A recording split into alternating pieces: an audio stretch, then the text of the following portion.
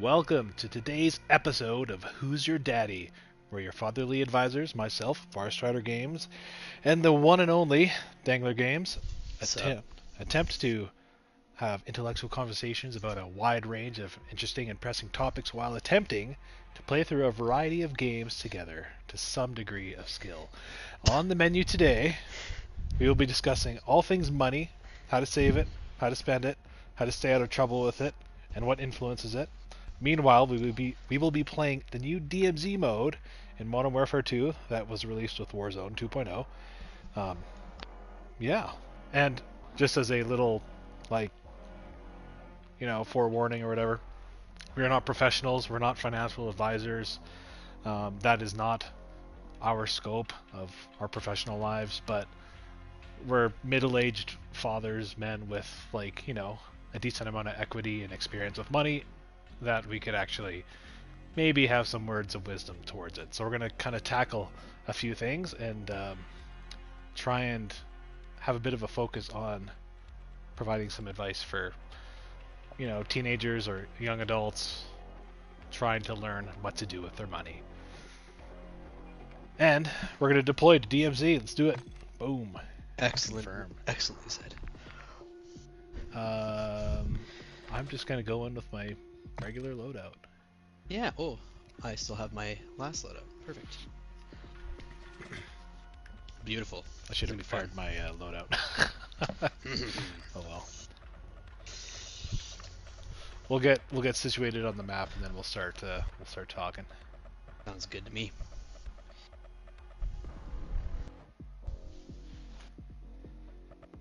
So how you doing, Dangler? Good, man. Damn. Super good.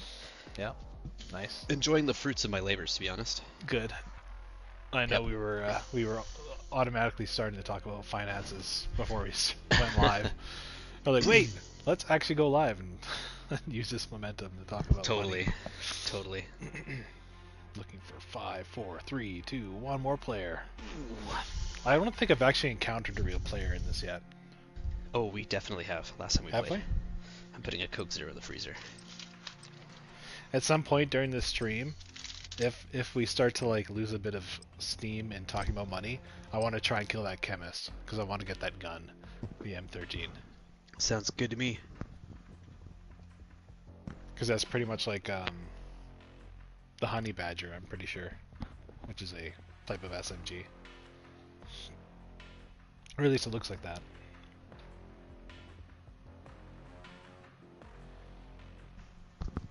The honey badger doesn't give a fudge. Exactly. Boom.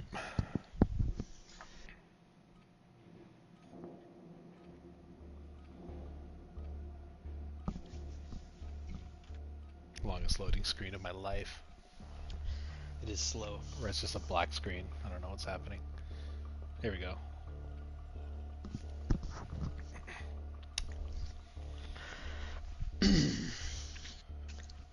Yeah, man, that 77-inch OLED LGC2 today. Yeah, looked pretty good. Nice. Yeah, that's dope. SC2? LGC2? Yeah, the C1 was the one that they've had advertised. I wonder how it compares to the G1. Because the gallery edition. The G1. I think it's the difference between like the X90J or A90J versus the A80J in like Sony world. It's probably that degree of difference. Over here. I'm getting stitched up. Oh, I need a silencer on my sniper rifle. I guess all that makes a difference in this, eh? Oh yeah.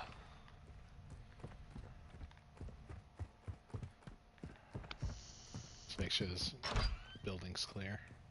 Imported tea, $500. Sounds good to me. Ooh, nice. Oh, DMZ is actually a perfect mode for talking about finance. Ha! While we're selling shit. Yeah. For sure. Yeah. A broom closet there. All right. Well, you know what? I'm just gonna jump into the meat and potatoes of budgeting and money and finances and everything. What does a realistic budget look like to you? I think a realistic budget. You know what? I've never actually budgeted in my life. Yeah. Well, if you were to take your Okay, natural here. budgeting You want to know? skills and putting Okay, it you want to know? Oh, geez, headshot. That was nice. You want to know what a comfortable lifestyle budget looks like? And it depends on what your income level is to the degree of like flashiness you can have in your life. But literally living off 60% of your income and saving 40% of it. That's what we do in our house. And Okay. but because we have two like middle class incomes, you know, Savings 40. What Yep. did you say? Say that again. saving 40, spending 60. And by spending, I don't mean like going out and buying random crap. I'm talking about like your mortgage or rent, right? Like your food, your utilities, being like your phone, internet, like all that kind of stuff. And it's up to the individual to find ways to negotiate how you're going to spend that money. So like if you're smart, then you negotiate your internet bill to be lower, right? Like you put effort into Yeah. decreasing all those things, and then you basically convert the rest into savings, and you just remove the the temptation to like constantly splurge because you're saving. And the thing is, like, this is really funny, and I'm just going to kind of go off on a little bit of a tangent because I have a tendency to do that, but this is really important, I think, for this. Sure. What you're doing when you're buying something is you're like utilizing a reward pathway in your brain. There's a So you're truck up feeding here, yourself truck up here. dopamine, Yeah. right? Yeah. Like at its core, that's all you're doing is you're giving yourself a rush of a drug by going and buying something. Depending on the depth of the meaning to you, like, this is the weird thing because this is where like physiology and ideology blend, but depending on like the depth of the importance and the value of the thing you're buying to you, determines the actual level of enjoyment and appreciation of it. And so like if you spend a lot of time waiting, oh nice. If you spend a lot of time waiting for something or investing in the interest of something, like years, right? Like spend a lot of time like becoming more and more shoot, sorry, there's a vehicle and a helicopter. Oh my gosh. Oh God. You were expecting this to be chill. Okay, you just engaged us in a total crazy battle. Mark, we can hide in the toilet if we have to. It's a single door access room. Oh, Just sweet. FYI. Okay. Anyways. Oh, tactical camera. Those are good. Here, I'm gonna throw one out here. Tac camera set. There. I'm gonna pilot the tactical camera. Is it? Oh, there's a guy. Oh, I can mark guys. That's Sweet. beneficial. Oh, another guy. Anyways, so, like, if you're looking for a reward that means something, you're gonna spend more time investing in that interest that reward comes from, right? So, like, say, like, for example, you're really into music and listening to music, and you have, like, a kind of cheap stereo you've been listening to for your whole life, and you really want a good stereo. If you work hard and you save and you continuously are, like, researching and doing all that stuff and spend years getting to the point where you can actually get something really good quality, when you finally get that thing, you're going to probably appreciate it for the rest of your life. Versus like just going out and buying the next cheap Bluetooth speaker because it's a thing, right? Like that's kind of what I'm talking about. So Right. if you spend money in that like quick burst, fast reward, not long lasting reward, you're kind of like a junkie. Yeah. Save You're just something, like- 4,000 in there. Oh, damn, thanks. Sweet, thank you. Yeah, it's like a reward. Absolutely. Yeah. So if you're going to live off a 60-40 split on your income and savings, but then you prioritize your purchases, like your splurge purchases, to be things that you're really well invested in, you're going to have more quality of life down the road. And I think that's like where it's a battle in the current world we live in to find meaning and stuff, because we're basically raised on television and marketing, right? Like a lot of the entertainment industry only exists because of marketing. And so when people are watching entertainment, they're basically watching brainwashing, purchasing stuff. Yeah. And so they basically their whole life get trained on buying, which is kind of good because you need that in an economy for the economy to survive. But at the same time, people are slaves to the reward systems in the brain, and they're slaves to dopamine. And so they will basically just do what they can to get dopamine. And so it's like all about training yourself to maximize that experience. And it's like, You can have a good quality life by doing it well, having a good level of security, and Oh shit. meaningful rewards. Oh shoot, I'm down. Oh no. Oh, are you down too? Oh, we're done. We're done. I don't know how we get through this. I think we're just dead. I don't know. There's got to be a way. Take an effective fire. Yeah, I think we're screwed. We got more fight ahead. Well, I didn't go in with anything anyways. We should just I went literally in with go my in. good guns. Oh, that sucks. Well, I went in with the stuff I found the last game we played. Oh, okay. We should 'Kay, just I go died. in with nothing. Like just a handgun. Yeah. Like, Yeah! literally, we could just grab shit. Like Let's we do it won't raw. have to lose anything, Well, we right? will be now, because we just lost all our Yeah. stuff. Can we go find But our it's like, corpses and don't- reclaim it? No. Ah, that's too bad. That's how it works. That'd be kind of fun if it worked that way. Yeah, like it reminds me when you talk about. I mean, when you remind me about like like penny pinching. Yeah. Like it's like It has to be you don't have purposeful. buy Can't that just be thing, because- it might only Yeah. be $50, but over time that adds up to be. Totally. purchase. And like as you become an adult, it's not so much like the little like coffees out. It's like the $50 or $100 purchases, right? But it's really nice when you can like go on to Black Friday and casually just like spend $500 and just not have it be that big of a deal, right? Yeah, like you definitely you're definitely better at saving than I am. I'll say that. well, and honestly, it's not me. It's my wife. Well, it's me now, but it was my wife to begin with because I was never like that. I always spent every penny I had. I had debt all the time. Like I was terrible. And Yep. she's taught me some valuable lessons. But at the same time, like I've had to tell her like it's okay to live a little, right? But she's still so like into the frugalness. Like she just got some clothes from a friend at work who's her size, who's much younger, who bought $1,000 worth of like designer clothes and then wore them until she got pregnant, and now she's pregnant, she doesn't fit them, and she wants to have a new wardrobe after she has her kid. So she's just like, here, I'll sell you this for $30. So Shalane got this like brand new wardrobe of like $1,000 worth of designer clothes that's being worn for like not very much. Like it's being like washed once basically. Right. And so she's like stoked, right? So like she's always done that, so she's got this like massive wardrobe of clothes. Like people are like very jealous of her wardrobe and like, holy shit, you must spend a lot of money. And she's like, nope, because she's just like all about like getting the things that cost a bunch for nothing, because that's kind of how you get ahead, right? Like if you for sure. pay full price on things, then you're kind of a sucker because you don't have to, because everything's overly marked up. Like I think the only things you should ever be okay with paying full price for is nothing. I just don't think that you have to pay full price for anything. I guess Like so. maybe food, like because you can't really bargain on food, Yeah, right? for sure. Like or The, like those consumer services kind of things. But like when it's an actual product that's like when you start understanding how like companies I mean the entire reason why we have inflation right now is because we have low supply and the demand is high. And so they're trying to make it cost more to go buy stuff so that we can increase the supply.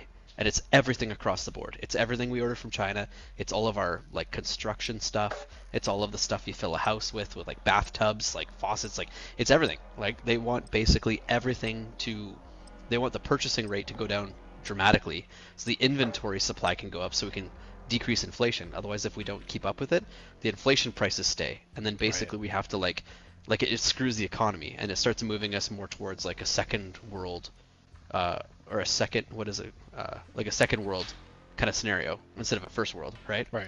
Yeah. Like where everything's affordable, because if you start looking at it where people can't afford the basics because not everything evenly distributes the cost. Like housing is really grossly overpriced, food is grossly overpriced, gas is grossly overpriced. There's still a lot of things in Dude, society that sushi are like cheap. giant, Yeah, it's like it's $50, it's gone up 80 like, bucks. We spent like 50, but we were like, I guess we're ordering Mackies. Yeah, It's dude, freaking I crazy, know. dude. Like Like I a- look at a some of my roll- favorite rolls, and Yeah. they're like $5 more than they used to be. Yeah, they're double the price. Yeah, it's insane. But Like that's like a $4, that's what inflation $4.50, does. like a Cali roll was going Yep. from like $4.50 to like $9. Yeah, you know what? This is a difficult topic because the formula that used to work doesn't work anymore. Like trying to tell young people to like save your money, don't spend like go you're past gonna some keep people. making it. Like it's not the same because what is this? We're in like a training facility, a parkour gym. Oh, this is like a military workout area. Well, let's not go too deep into that yet. No, but we do have to, because the reality is the formula that let's tap into it. That worked for us won't work for somebody like your nephew's age, because the ability to get into housing, secure housing, is not as easy. It costs way more. So it's like it's just not the same, right? Like, for example, when my wife and I were looking at buying a house, we were in our fourth year of university, and I remember telling Levi that we were going to go look for a house, and he's like, "How the hell are you guys going to buy a house right now?" And I was like, "Oh, we both have a bit of money saved," and like, you know, like a full transparency, like my wife definitely had more money saved than I did. I actually had the amount she had saved but in debt, so it was pretty much her like financing. Well, yeah, like if she could have paid off my debt, we would have $0, right? So oh God. So the reality of what happened was that I just basically worked as if I was destined to die and didn't want to leave my my debt for somebody else. So like, good thing about our job, and you know, people who are listening who may have not listened to the previous podcast, were RNs. So up here in Canada as RNs, you know, we make decent income. I mean, we're not rich, but we're definitely like, you know, we're not hurting so much by this. Yeah, we're comfortable through the recession. As long as we have like good financial principles and aren't trying to live like a gaudy life, like, you know, we're pretty cozy. After I finished university, I basically picked up as many shifts as humanly possible, and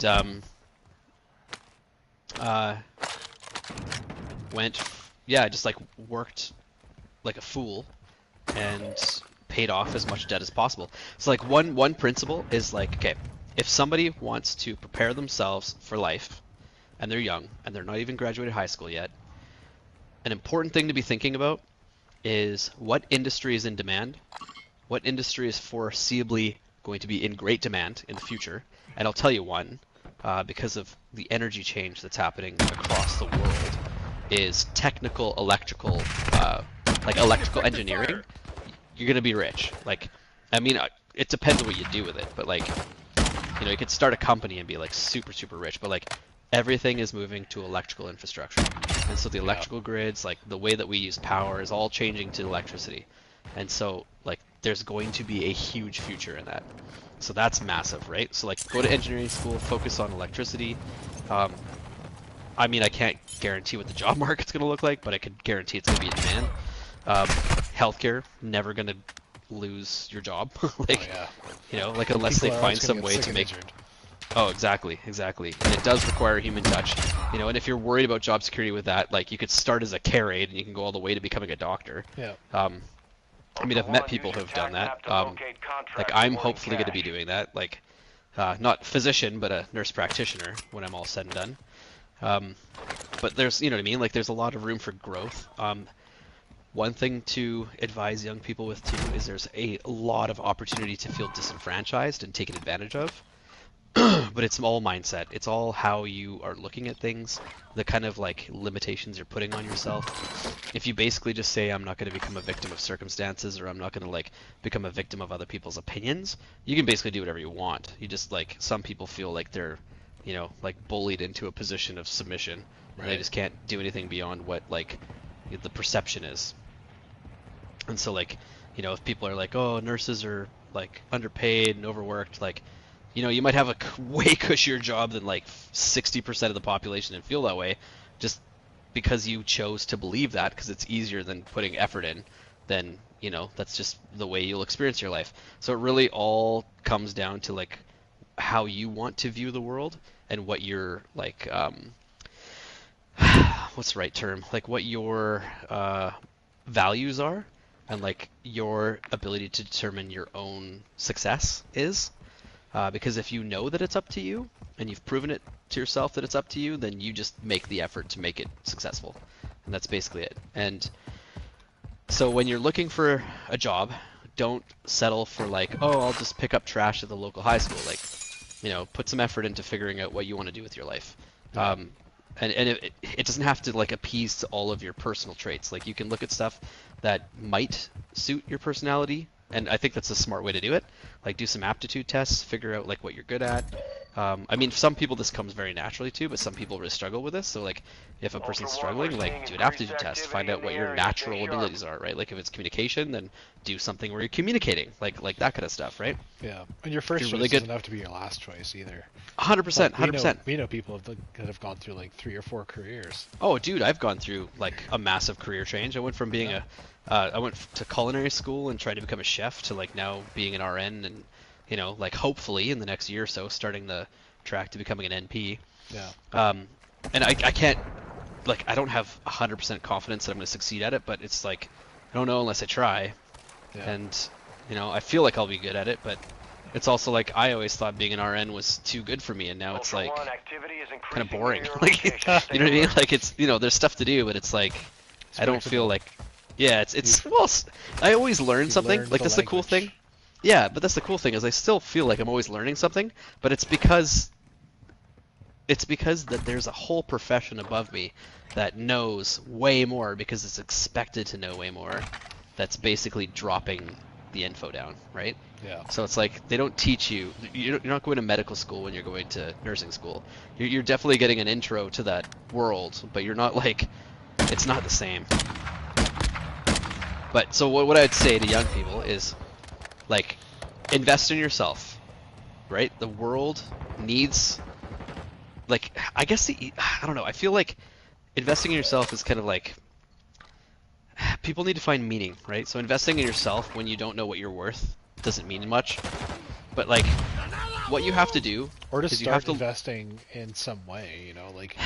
No, but like you can't just be like, oh, like start buying stocks. Like that doesn't work until you have like large capital. No, I don't mean you that. can't. I mean like start investing in yourself by, like, making a bold choice with like a career or something. Yes, yes. That's gonna like put out resumes to places they might feel intimidated working for. 100%. Like, And you know put out what?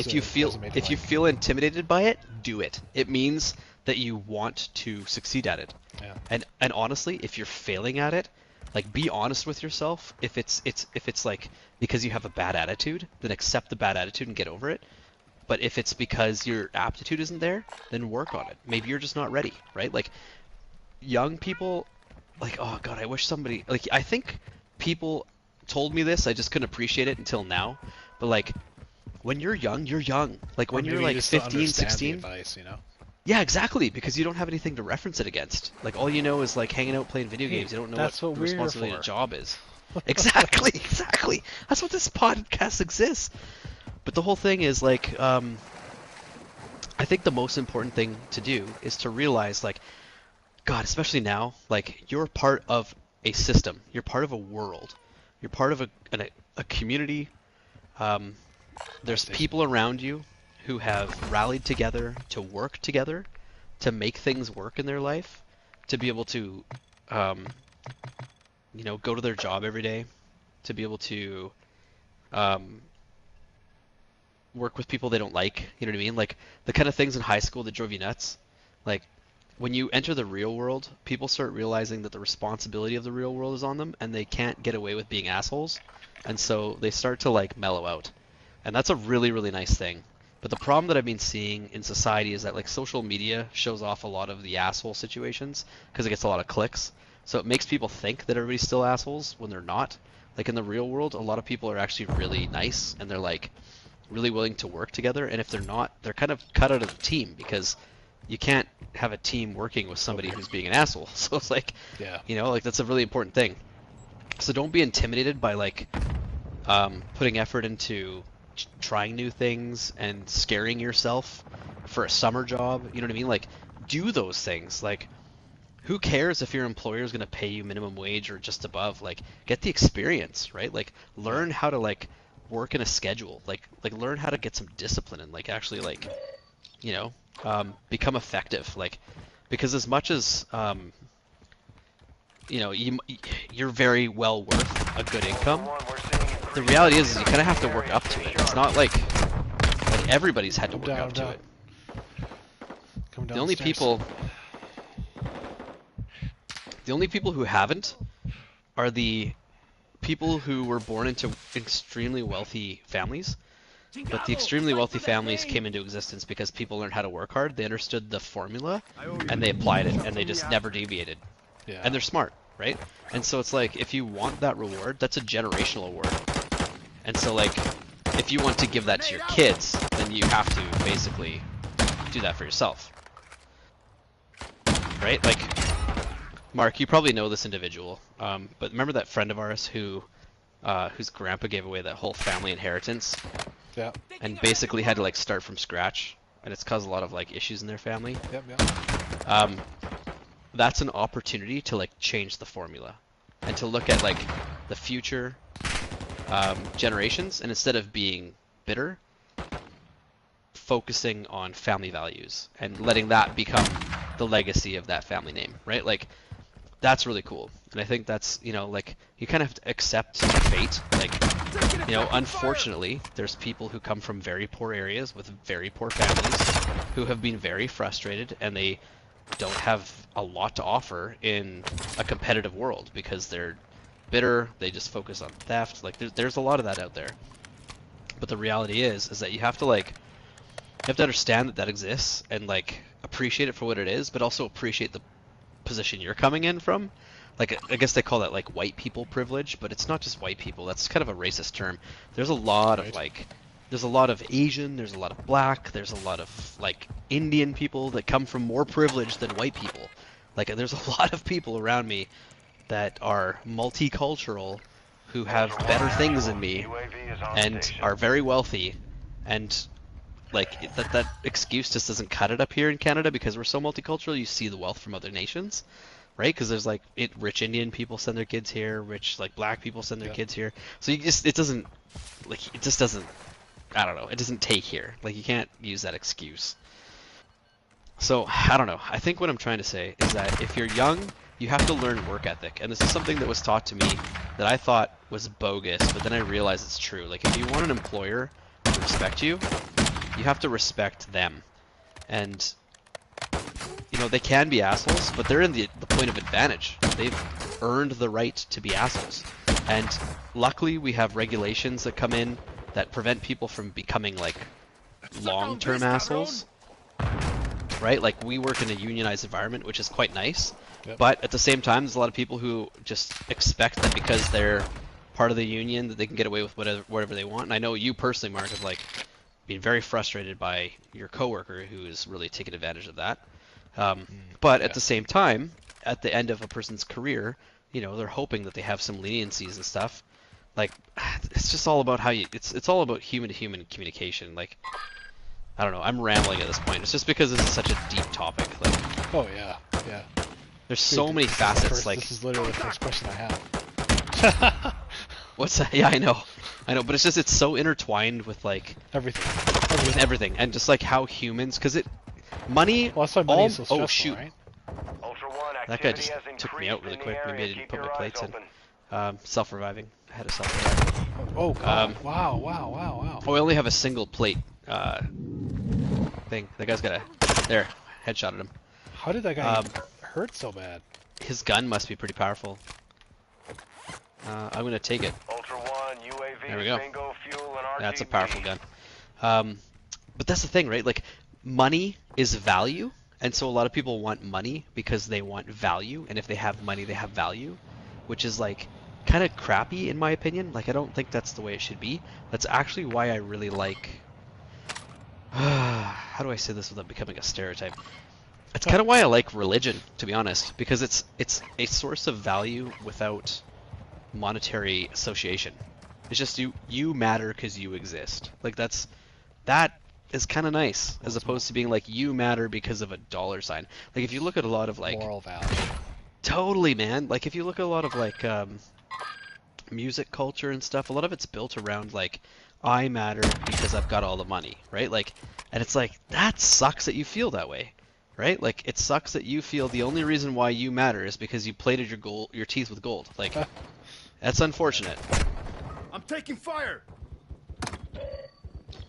Like, you know how in Alberta, people get made fun of for putting like testicles off the back of their giant pickup truck? Yeah. I feel like gold teeth is the same thing in America. Yeah. It's just basically like trying to say I matter because of this thing that I have, and it's like gold chains and all that stuff. Like it's like, God, this fuck. I'm gonna get canceled for all this stuff. Like an African person in America with the history that they have, and especially coming from a third world country where slavery was huge. Like it's not like slavery only was the thing in America. Like people in Africa sold their fellow citizens to America. Like that's how slaves existed, That's right? well Like in the era that occurred, slavery was like super common. There was American slaves, there was Indian slaves, like slaves were everywhere.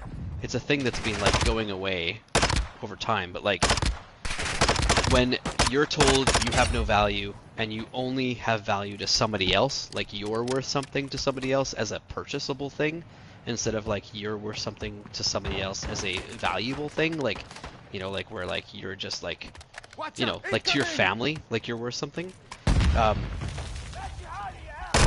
Obviously you're gonna struggle with your identity. Like it's, I don't know. It just makes me upset. I'm in such a privileged position to talk about this stuff that it's like, For sure. because it's, I mean, that's the problem, is that like this, God, this is the biggest can of worms you've ever opened, Mark. Well, here, why don't I tune us back? Because we're probably gonna end up going off the well-beaten path a few times. Okay, yeah, bring So, us back. Let me bring us back to budget. Okay. Um, Go from. Sorry, it's just funny looking like where we started. We're like 400 miles away. Yeah, exactly. Wait, hold on. Let me ping a helicopter. But you're pad assuming here. that everybody listening can relate to the way we live our lives. I guess No, the principles are the same. Yeah. Okay. The budgeting tool, like you said, 60-40, 60 saving, 40 spending. Yeah, and I have to be honest. This is not a formula I worked out in the past. It's just kind of like off the cuff, like So how you think, like, I'm like real. intrinsically This is what I you use think. that. This is what I think we do. Yeah, and honestly, it's probably me 60% spending and my wife 40% saving, because she's not one to spend. She's one to save, and I am intrinsically more to spend, but like to her the value isn't there. Right, like in money, like she just doesn't care. It's nice to see the numbers, but it's like doesn't really mean anything. Like she doesn't use it, so it's like, you know, like she's not like, oh, I'm saving up for something expensive. Like she's not like that. She's like, Right, yeah. the only expensive thing she wants is like a nicer house, and Yeah. right, and like, and she's not even like, oh, I need gold gems in Dude, the bathroom. It's like, There might be players Ultra down One, the there. enemy is on high Let's alert. get 'em. Proceed with caution.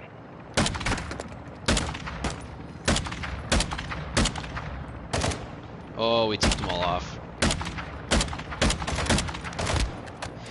Yeah, I will forever be the spender in our dynamic, so I have to be the one to put the brakes on the most. That's definitely the reality, Right.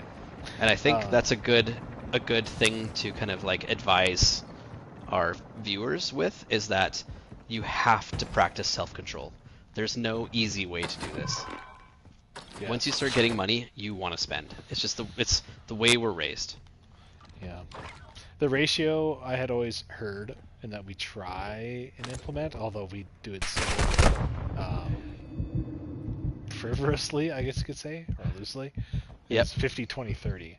It's 50% necessary expenses, so like your mortgages and your like hot water bill and electricity and all that stuff. Yep. Savings, obviously, Yep. is your savings, it's your pillow. Yep. And then flexible spending is the 30.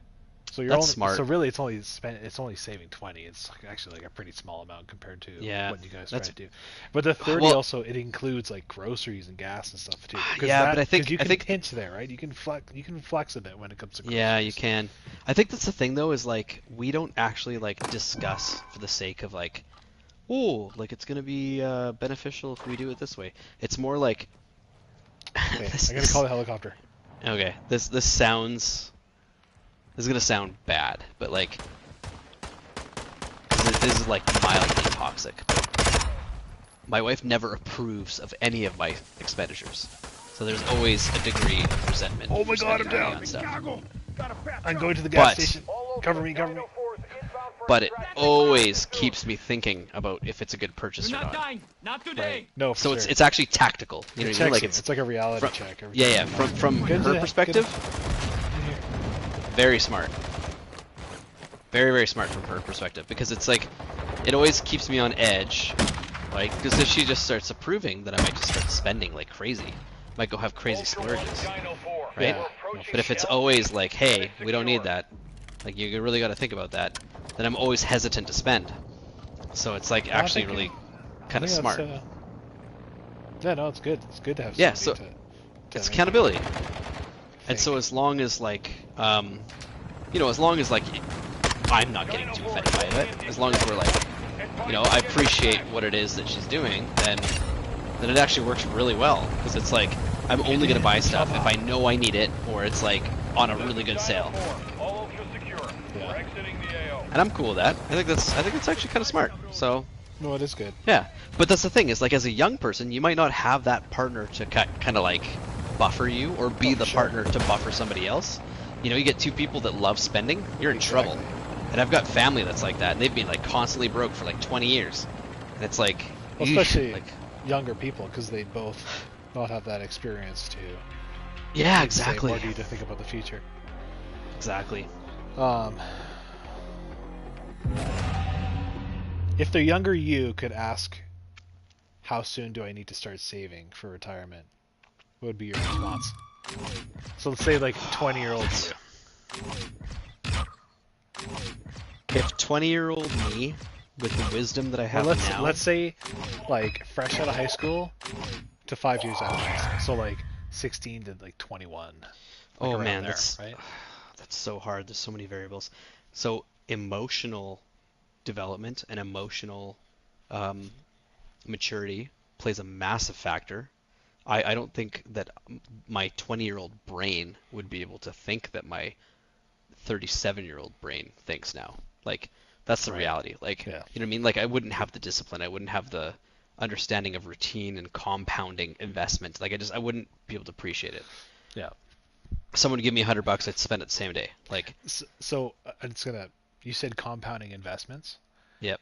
and the thing that I would tell myself, I mean, I would still tell myself this to this day, Yep.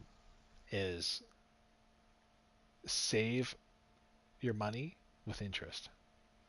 Like, What? Say that again? Save your money with interest. Like, What does that mean? you're saying like compounding investments, or like what are those freaking savings accounts called?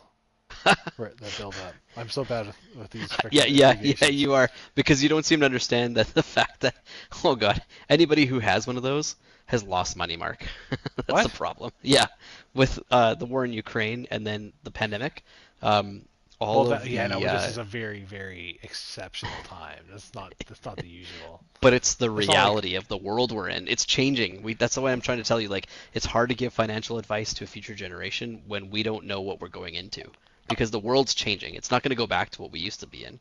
Like, it's not. Like, our energy infrastructure is changing, the climate is changing, the political landscape is changing. We're on the verge of a third world war. Like, all of the systems of the world are changing right now. So, like, the way that you used to save money and the way that the financial markets used to grow is not going to be the So you same don't think in the like next 10, tax-free 15 savings years. accounts and stuff are going to be a thing? No, tax-free savings accounts are a thing, but investing them into an investment or like diverse investment portfolio may not look the same, because we can't guarantee that the take. Well, let me explain it to you. So a tax-free savings account is wonderful because you make money, you get taxed, you get income tax. But then when you go spend that money, you get taxed on spending it, right?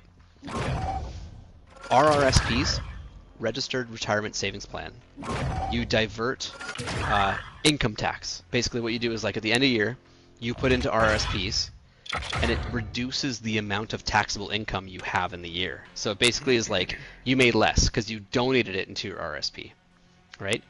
Yeah. And the idea is that when you are retiring and you're taking out, let's say, $30,000 a year from your RSPs instead of like $100,000 a year, because your expenses aren't the same, you don't have a mortgage, right?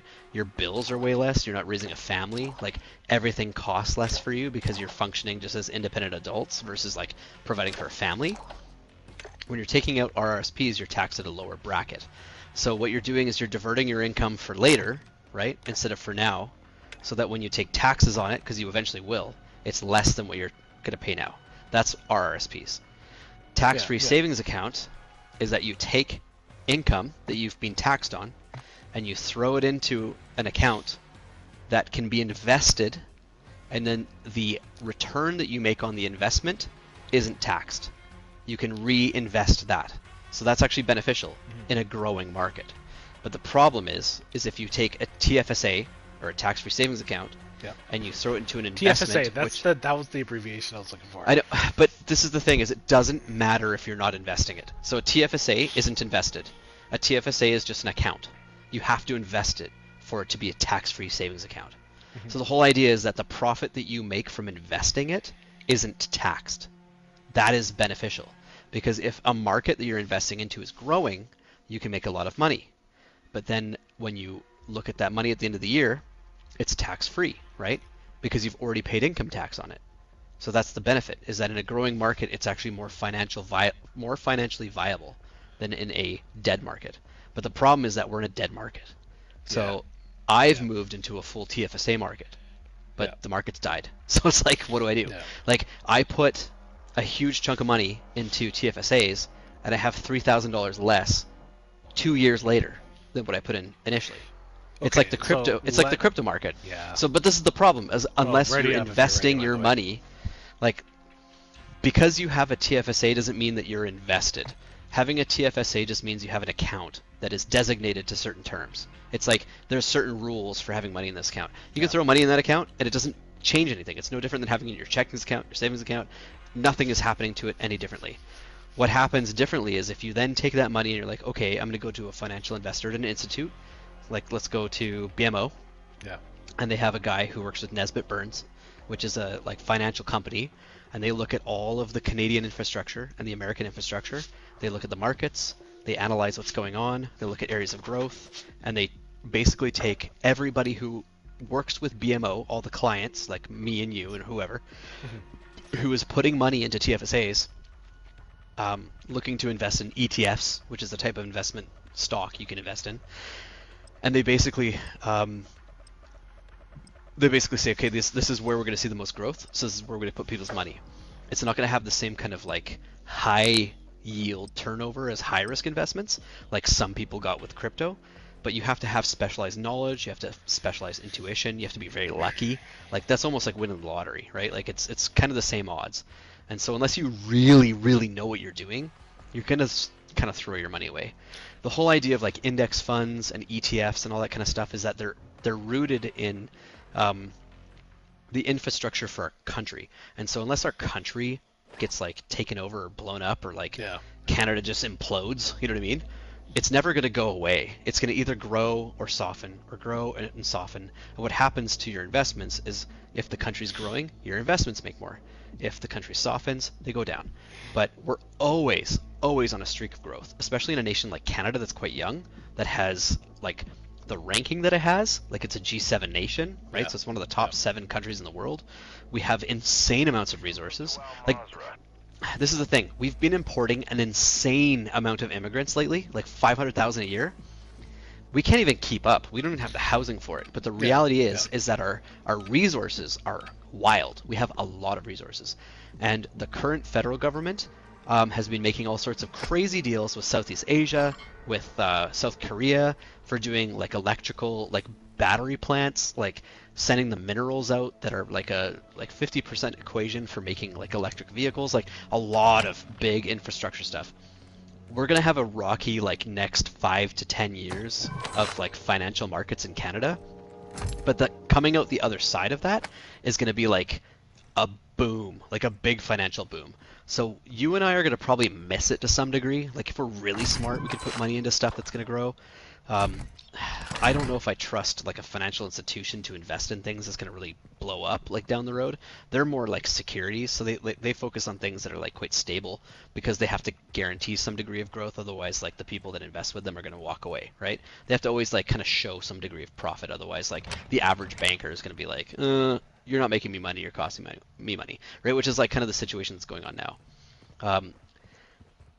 So it may not be a big boom thing, but that's why I'm saying, like, if you're invested, like if you invest in yourself and like look at like what's going on in the world, right? Like, you know, old people watch the news for a reason. It's because they want to know what's going on in the world because they can appreciate the change because they're in the market. But if you're entering the market, you want to know what the hell the market's doing. You want to know what's what is the world doing, right? For sure. Because if you live in a country that is seeing growth, and it's seeing growth in a specific area because it's available to offer growth to the world in a specific area, like some degree of resource or something like that, get a job in that. Yeah. And sure. you know what I mean? Like if it's minerals, get into mining, become a geologist, like become a chemist, right? Like there's a lot of things that are very valuable in that. And so that's kind of what I'm referring to is like if you have to invest in yourself first. You have to become a commodity as an individual. Yeah. You have to be employable. You have to have some service to offer. Like the world we live in isn't going to just give you money because you're entertaining. I mean, it has for the last while, but it's not going to last. Like that shit's going to fall apart because like everybody needs entertainment for sure, but once we start running out of like employable people and like the world, like our country starts failing, like there's going to be a lot of attention on that and people are going to have to fill holes ASAP. And sadly, the people that are going to be filling the holes are the people that were coming here looking for opportunity. Yeah. Because the 100%. domestic people who don't appreciate like what they have in front of them and are just like, oh, I need everything because I'm like overly I'm entitled babied. to it because I'm I'm entitled to it because I'm from here. Yeah, you're going to lose it. Because and that's why we're bringing in so many people. It's because like the mentality in this country is like that. So they're like, well, the easiest way to deal with that is change the psychology, make it more competitive, right? Yeah. So bring in people from a shittier place that want to work hard to achieve things. Then your boss is going to be a foreign person. You're going to feel like shit, but it's going to make your kids work harder, right? Like that's the reality of it. And so that's the way our country is going. And a lot of people like that right-wing kind of wave that's going on of like people who are like, oh, they're trying to like erase the white people. It's like, you're just fucking lazy. They took like, our jobs. They took our jobs. Yeah, exactly. It's like, yeah, because they're willing to work. And that's what the world needs is people who want to work. That's the only reason why we've made progress before is because people wanted to work. And so that's what you have to do is you have to be willing to suffer short-term for long-term gain. Be it like manual labor jobs in the summer, education through the winter. Like, that's what you have to do. That's life, right? So that's good advice for a young person.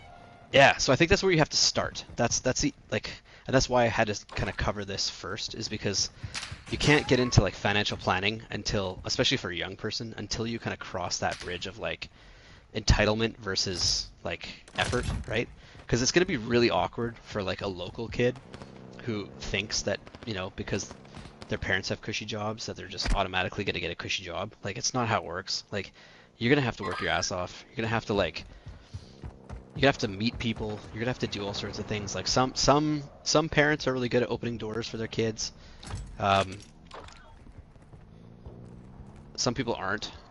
It just depends on the market, right? How much confidence you have in the career you're in. Yeah, so as a young person, you got to be tenacious. You got to be willing to work.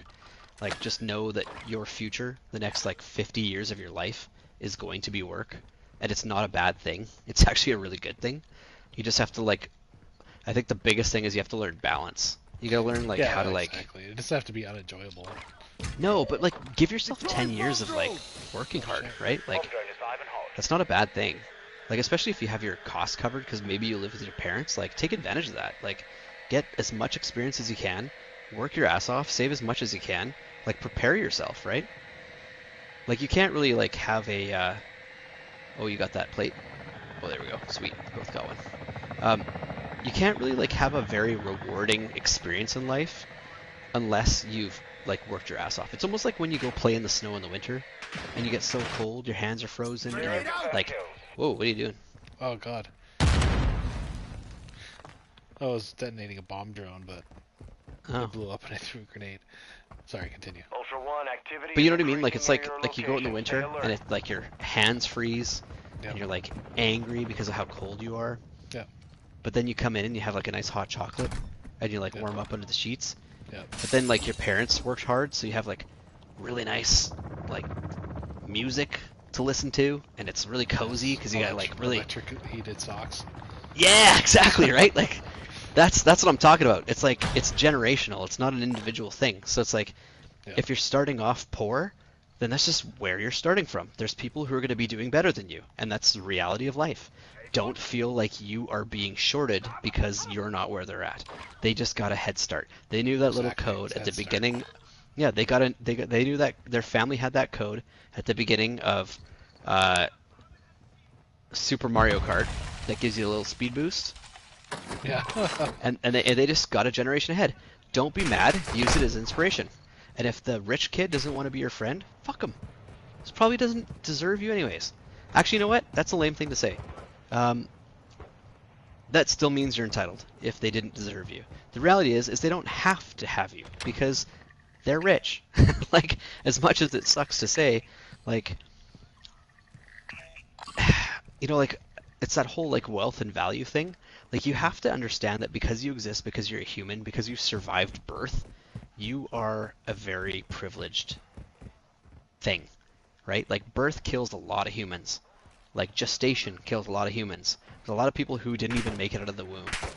There's a lot of people who didn't even make it past 2 years old, right? Yeah. So, like, the fact that you are alive and you're thriving and you have that opportunity, no matter what your challenge, you still have a better shot than, like, 75% of the humans that have lived on this planet.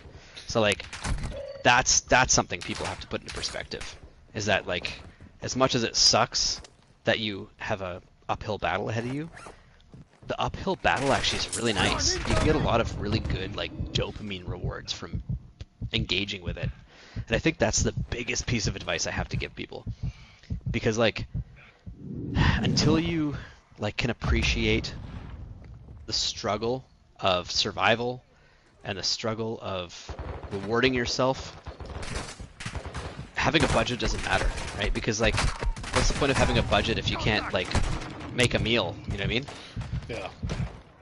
Like, in all reality, there's people who live in Brazil or, like, South America who just can't afford to live, and it's the reality, right? So, like, talking about, like, you know, how much of my income do I spend on savings versus how much do I spend on, like, rewarding myself? Like, you know, like, for us here, it's an easy thing to talk about, but for some people, they wish they had that problem. And there's a lot of people who engage in crime because they have that problem, right? Yeah. So I have to start there because I gotta, like, make sure I recognize the fact that, like, this is not, it's not an easy thing. I'm in the building that you're on top of. Yeah, I'm coming to help you. So now that I've gotten that out of my system, let's talk about budgeting. So, I was just gonna say I just heard a quote today. I'm trying to remember exactly what it was, but it was pretty much like, if you're alive, you have a chance. Yeah, exactly. Like, all you have to do is be alive. Yep. Keep your eyes open. Something like that. Yep, and there's always some guests on his podcast.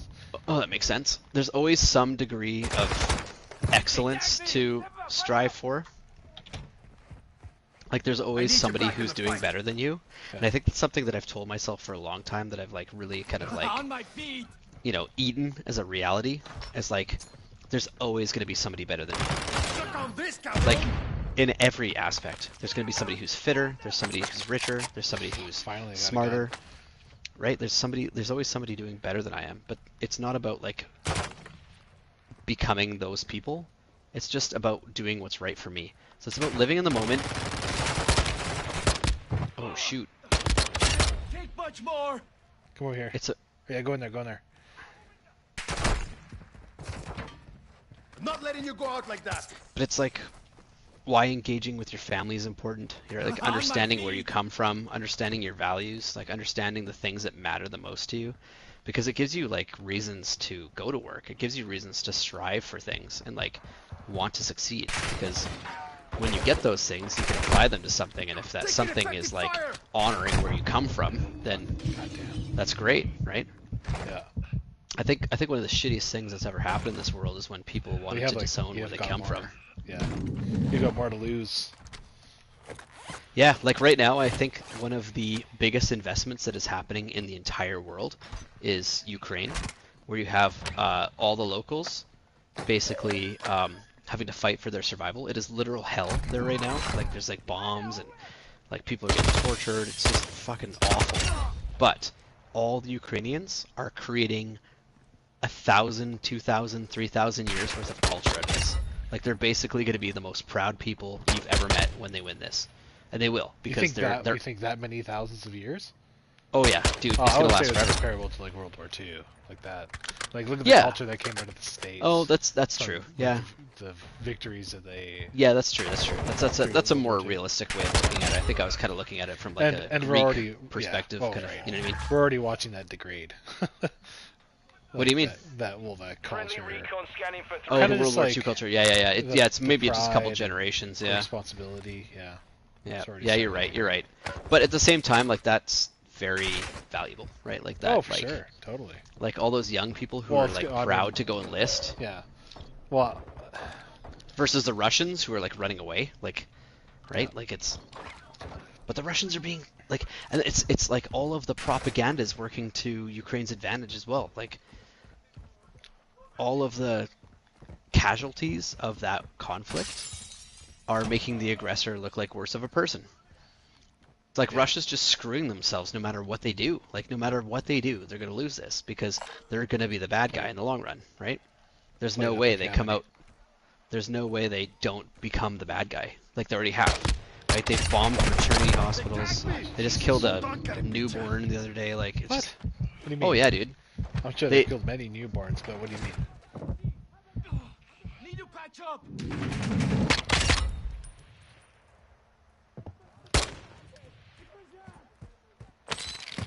On my feet. Nice. Yeah. Sorry, I used my self-revive. This town is freaking hostile. It's busy. Yeah, it's pretty. We must be getting close to something really important. You know what? We We do have need- that thing in our marker we gotta go get, and I think that's maybe what the AIs kind of try to prevent us from, is collecting that thing that we've got marked. Oh, So let's just go Let's get it. a hostage. Sure. Well, it's this intel thing over here. Yeah, probably a hostage. Looks like handcuffs or something. But yeah, I think that's the biggest thing that like I struggled with was like why am I going Oh shit! to go Come get me. expend all this energy? Like why am I gonna go like suffer and like demean myself Oh, for a sure. period of time in my life, right? Like, I mean, if you're smart, you There's can a get pretty away heavy from. dude right there, like right there. You mean there was a heavy dude right here? Nice. And I expect him to be right there. Sorry, continue.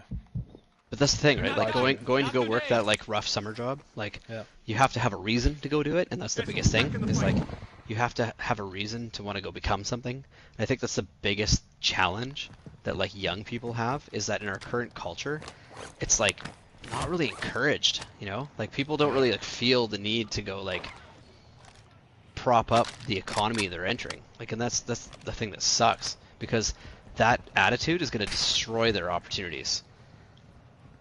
That's the thing that sucks. Like, it's self-destructive, right? Okay, I gotta go use the Ultra One, bathroom. you're approaching the target now.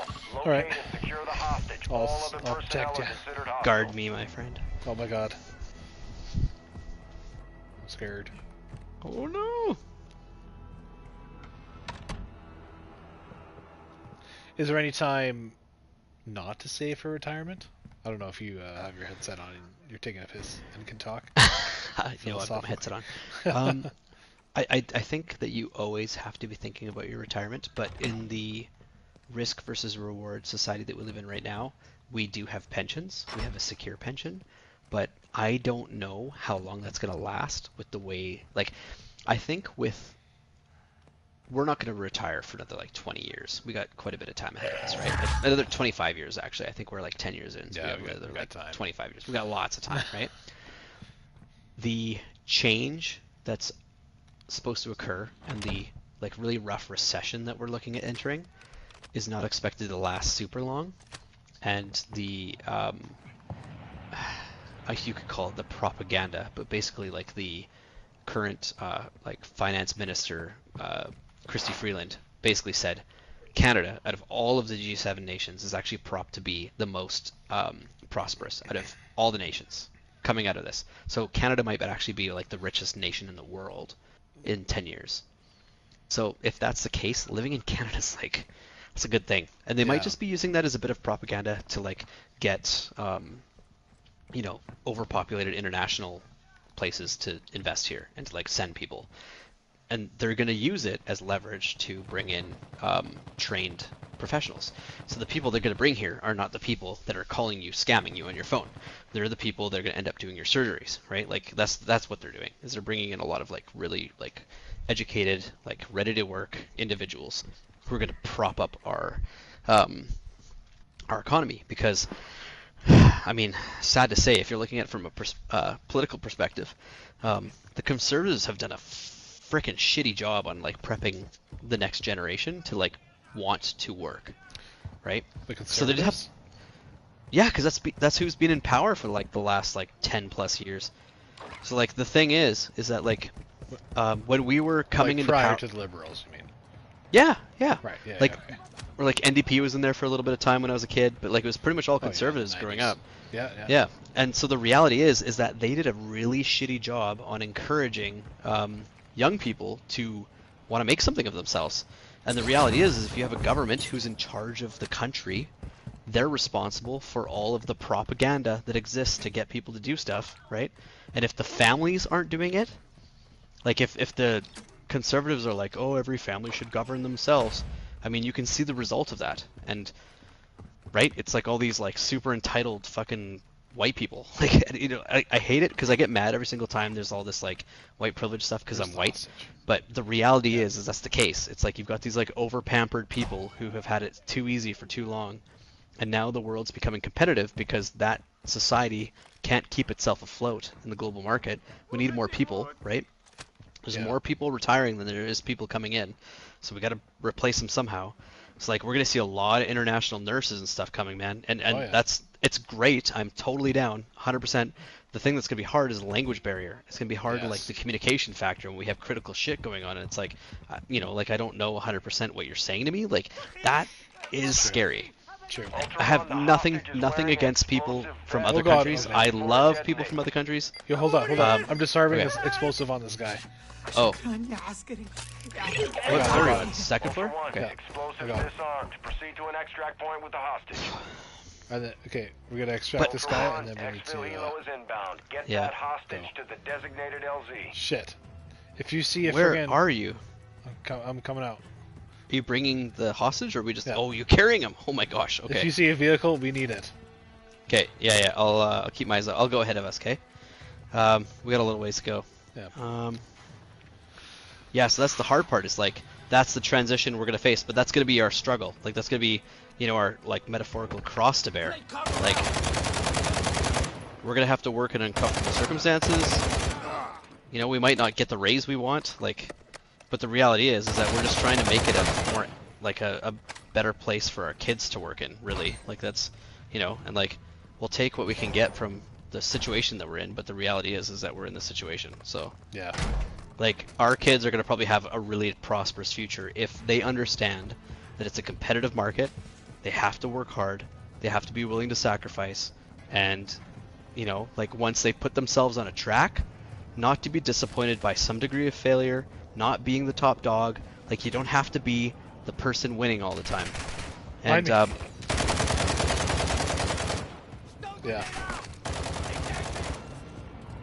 I think it's the hard part too, is like it's not always about winning. It's more just about having security and then being like 25, 50% above security, and then you're good. Like you're comfy. Right? Because it's like knowing that I can go to the store and go buy the prime rib roast that's on sale, even if it's $30, and buy 2 of them. Like that's great, right? Like that's a good place to be in. I don't need to be the guy who's buying like gold necklaces with diamonds crusted in. Like I'm not that superficial. I just don't care, right? So like I think that when you're looking at like your budget for life, like there's a budget when you're young and you're trying to save money and you're trying to just get a job, like you're trying to buy your first vehicle, like that kind of stuff, right? Like it changes per person. Like there's some rich families We're where gonna they buy talk their more kids about vehicles. that. Yeah, got sorry. some Go ahead. stuff I got some stuff I do want to cover, but punching yes, young person, but Jesus, experience, man. Yeah, we did good there.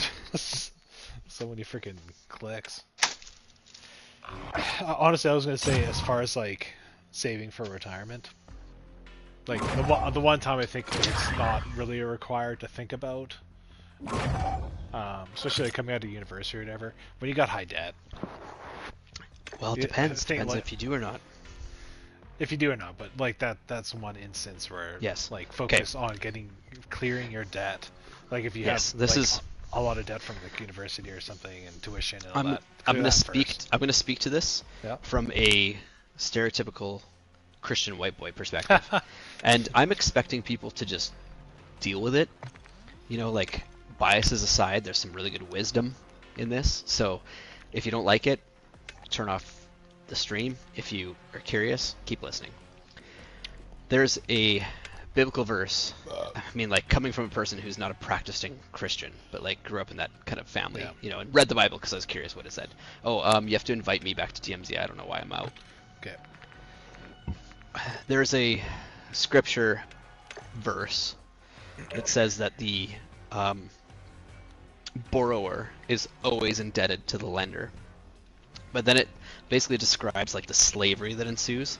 Like you basically are a slave to the lender. So if you borrow money from somebody who, and this is the crazy thing, because like currently we have terms on lends or on loans. So like, you know, if it's like not paid off in a certain time, then you get like big penalties and you pay like crazy amounts of interest and stuff.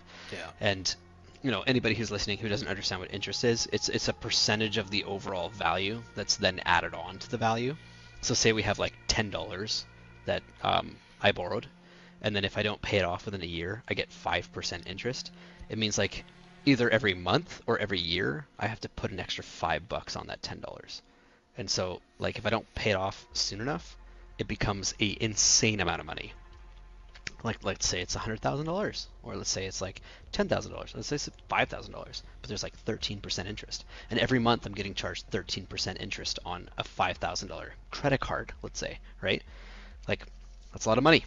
Like what's 13% of $5,000? I'm gonna So do the math. sever those chains as fast as you can. Yeah, that's $650 every month. I might get charged. Yeah. Because I didn't pay off the credit card. And then the crazy thing is that it's not just the fact that you're getting charged that, there's a record kept. And the financial institution that is loaning you money keeps record of that. So the reality is you don't want to be dependent on a financial institution. You want them to be dependent on you. You want them to be chasing you for your money. You do not want to be chasing them for loans. Yeah. Because every single loan is going to have interest attached to it, because it's just basically how it works. Sometimes you cannot get away from it. It's like student loans. Sometimes you have to have student loans because you have to go spend money, right? You got to go like spend 20 grand on an education, but you better know that that education is going to turn into something, because you don't want to be like 20. And that's the thing, is it's not just $20,000 or like $22,000 or $30,000 in the tuition costs. It's the cost of going to school for 4 years without having an income, or having next to no income. It's like the food that you buy. It's the laptop that you get. It's the rent that you spend. I think it was a year and a half on my own while I was in university as a mid-20s adult, and I racked up like $33,000 in student debt. And it was because I bought a laptop. I was paying rent out of it. I was paying tuition from it. And it was just like all those costs just started racking up. There's a lot of people, Mark, that we graduated with who have over $100,000 in student debt. Because they were paying their whole life off of that. It's wild. And the crazy thing is that unless you decide to pay that off, it's going to like make you depressed in the long term. Like, so when I graduated university, you probably got this too. You get tax credits from being a university student. Yeah. And so you get like $8,000 in like a tax return, which is like a crazy amount of money. Mm-hmm. And some people just splurge that. They go to Mexico. They do something crazy, right? Like if you didn't have to borrow money, and you still get an $8,000 tax credit, and you owe nothing, and you're basically just at the saving point, then go to Mexico. Like, reward yourself.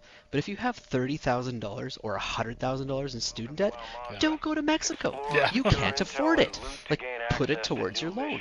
And as much as it might separate you socially from your peers who are going to Mexico, that's where you can't get mad at the rich kid, because their parents were smarter than your parents. And the reality is that you have to learn from that. And it's a hard pill to swallow, but you basically have to take that lesson, you have to apply it to your life, and you have to invest in yourself to not be that person. That's basically it. That's what that means. So don't get mad at them for being privileged. It's not their fault. It's just different. That's all it is. It's just that you're not there, and they are.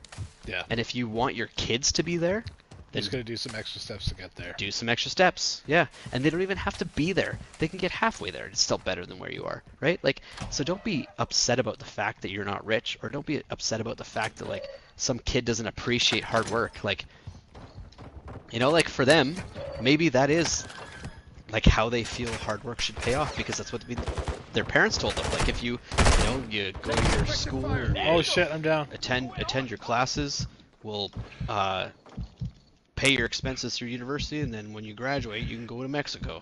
So like, yeah, they did what they were told. Like, they're not an asshole. They're doing a good job. They're being a good kid, right? But like, maybe your parents were like, well, you got to pay for everything, because I would rather buy my own. I'd rather have an unlimited supply of taquitos, like, right? So then your parents don't help you with your school, and then basically you're left with the whole bill, and it's expensive as hell. So you can't go to that trip to Mexico. So then you're depressed as an adult, like. I don't know, I'm just talking to my ass, but like that's kind of how it goes. But you can't even be mad at your parents, because maybe your parents didn't know any better. Like, maybe your parents are just so poor they didn't understand. Maybe your parents sacrificing to get you into university in the first place, to pay for you while you're going to high school, was a huge sacrifice, right? You just never know. So you can't be an asshole about it. Okay, can you go down? You got me. It's Mark, so I'm like dude, babysitting you. It's so intense starting the match without any You're weapons. not dying. Not Like, I just today. had to beat somebody with my hands, and I did punch him like 16 times to get the It's like weapon. Mateo. I had to rescue him like 500 times the Well, other I've got a day. gun now, so I should be okay. Okay, yeah, you should be able to shoot bullets in the shooting bullets game. That's pretty Exactly. important. There's some guns sitting out here. I don't know if you want them. Oh, Stronghold keycard. Mark, let's go to Stronghold. That sounds Sweet. like fun. It does. Yeah, so, okay. I keep going back to this, but it's so true. You have to appreciate what kind of struggle some people in history have gone through just to be able to make a decent income. We are so lucky to be in the position we're in right now. Oh, for sure. Yeah. Like, I'm not Well, even it's close kind to of- as it's wealthy kind as of my a dad dumb- was, but No, it's for like, sure,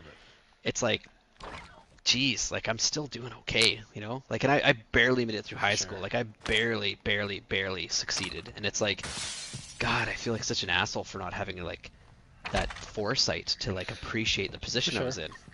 I think we talked about this in another stream or in another podcast episode, but like, yes, for sure that.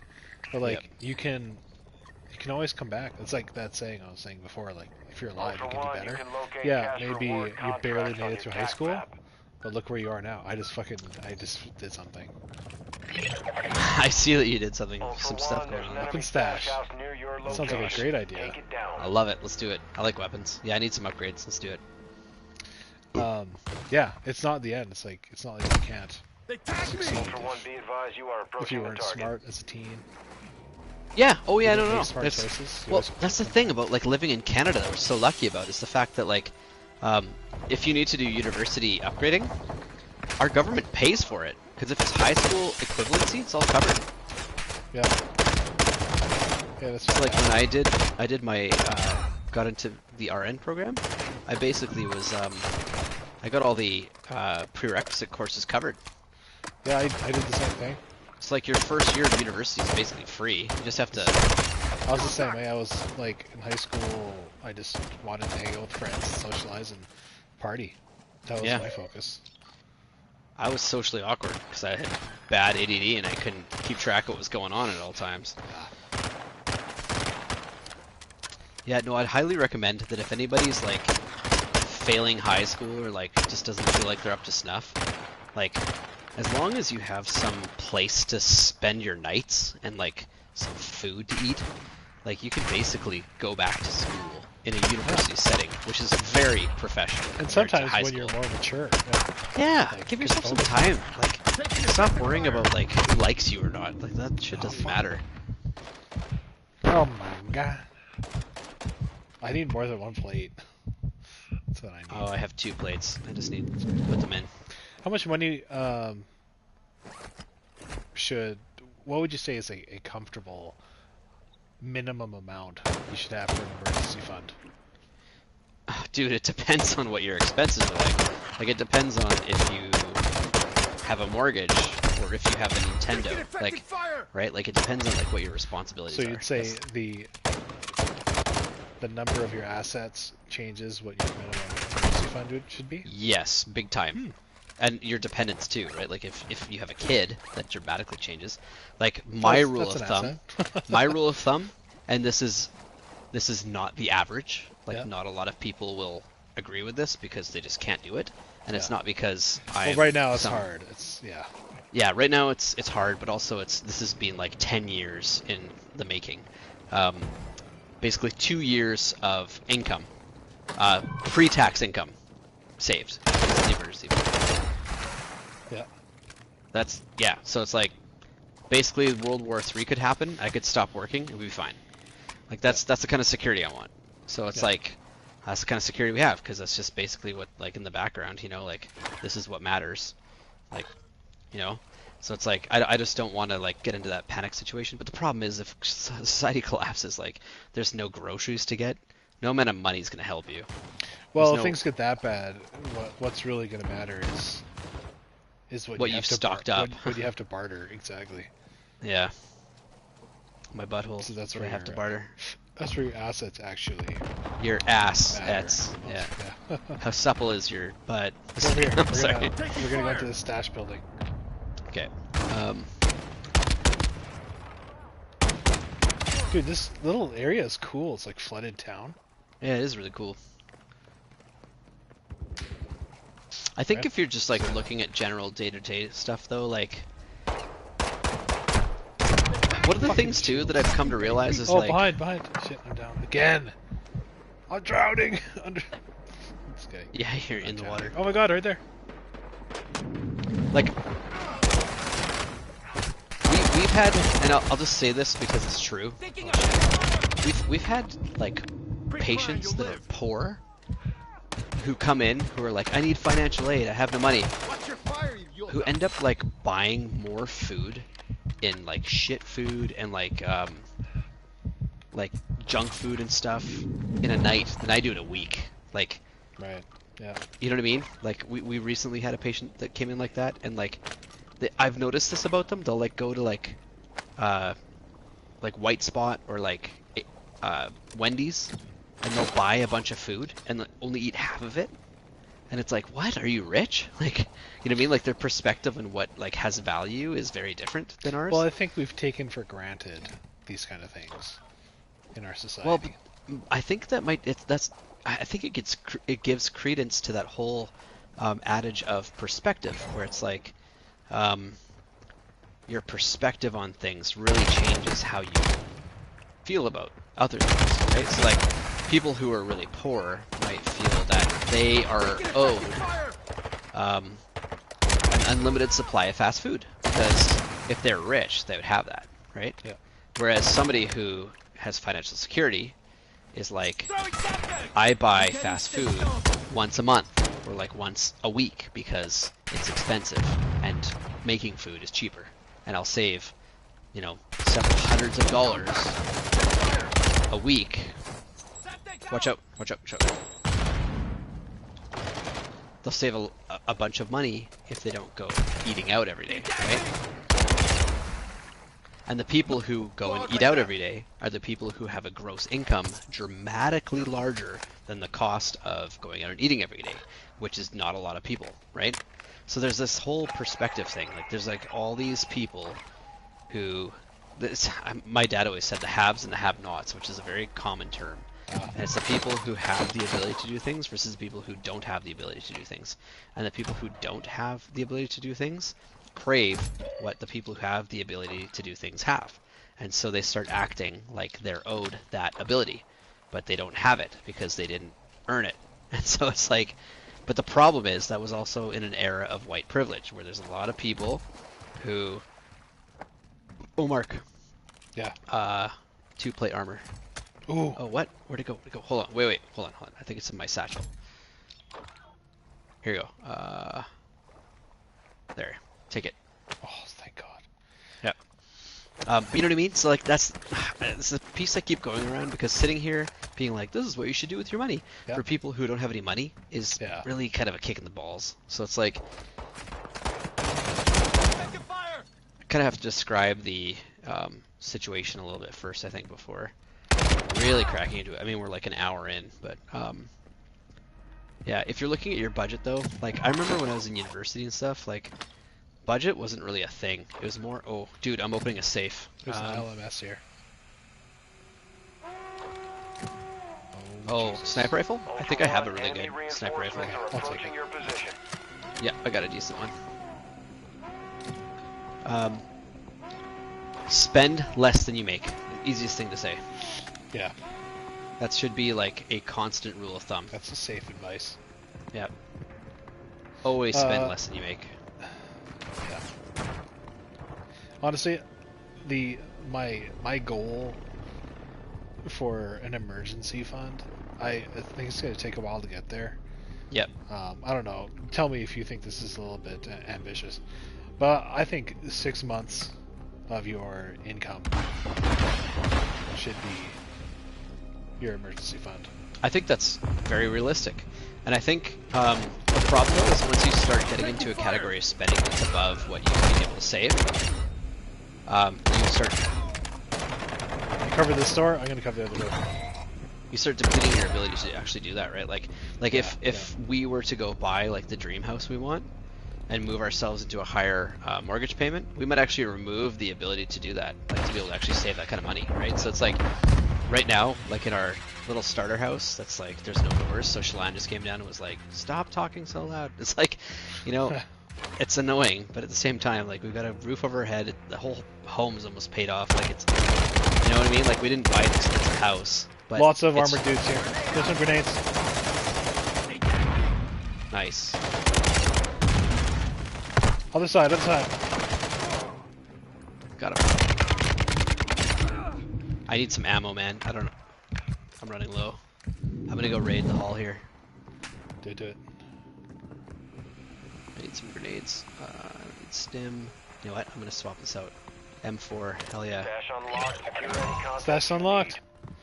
You can take We got first. You can take first bid. Oh, thanks, man. That's nice of you. Ooh. Hurricane M16. 3-plate armor set. Ooh, go ahead. Back. Go ahead. My I'll take the medium backpack's full. backpack. Go for it. Go for it. You don't want the 3-plate? Well, I do. My backpack's full. I can't do anything with it. Oh shit. Oh, equip. There you go. Okay. There you go. There's an M16 and an FSS Hurricane. I don't know if you want... The Hurricane was really good. I played it in the beta. It was quite nice. I think I'm I just good. really want some frickin' ammunition. That's what I want. Oops. Oh fuck. Electric drill?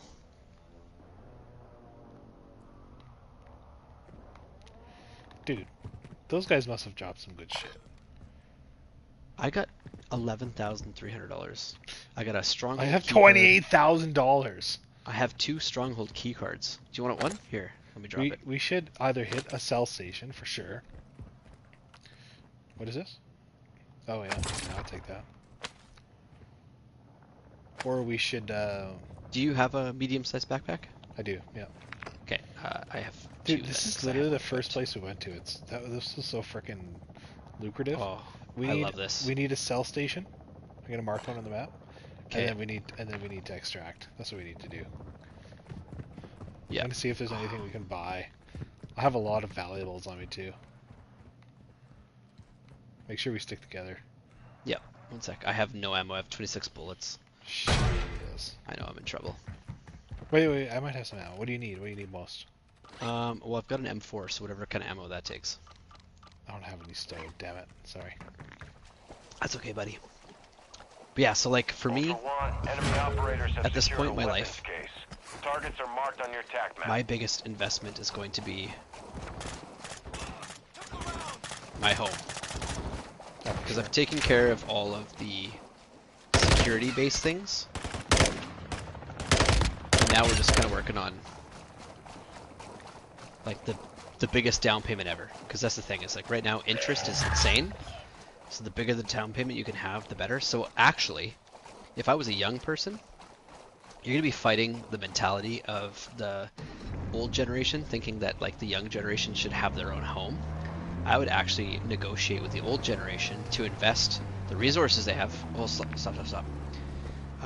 In getting out of the home that they're in to build a multi-generational home and buying like one of those like 1.2, 1.3 million dollar homes that has really good suites in them. 100%. Have the retired parents live in the suite downstairs and the young family live in the suite upstairs.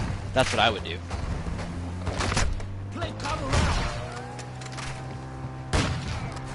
We're gonna get out here right now. Go, go, go. Okay, I don't have any frickin'. I have no ammo. I got a sniper Right. rifle. You run. I'll cover you. Yeah, if I was a young here, person here. who like was like, oh, you know, buying a home's not realistic, then definitely I would be like, okay, well then get your parents to front all of their capital on a nice house that is basically going to be the basement suite. They have to be willing to take that hit and not live in luxury, or it could be a really nice basement suite, but they have to do that, and then you live in the upstairs portion with your young family, and you pay the mortgage. You pay the monthly cost on. Oh fuck! It just crashed. Did it? Oh no. That's so Enemy frustrating. operator secured a weapons case. Tracking their location on your TAC map. Okay, well I will I'll just sell my shit and I'll distract. Okay. But that's 1,000% what I would do. As much as it might be frustrating, it's just you gotta bite the bullet and do it, because that's the only way it's gonna work. Because you know what's crazy in like Cuba?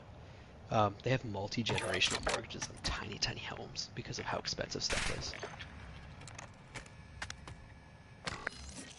Enemy operators Because the extracted a cost of weapons importing case. goods is so high, because they don't have any like, they haven't negotiated any like resources to spend. Like, the government's being so concerned about like internal affairs, they haven't like gone outside the country.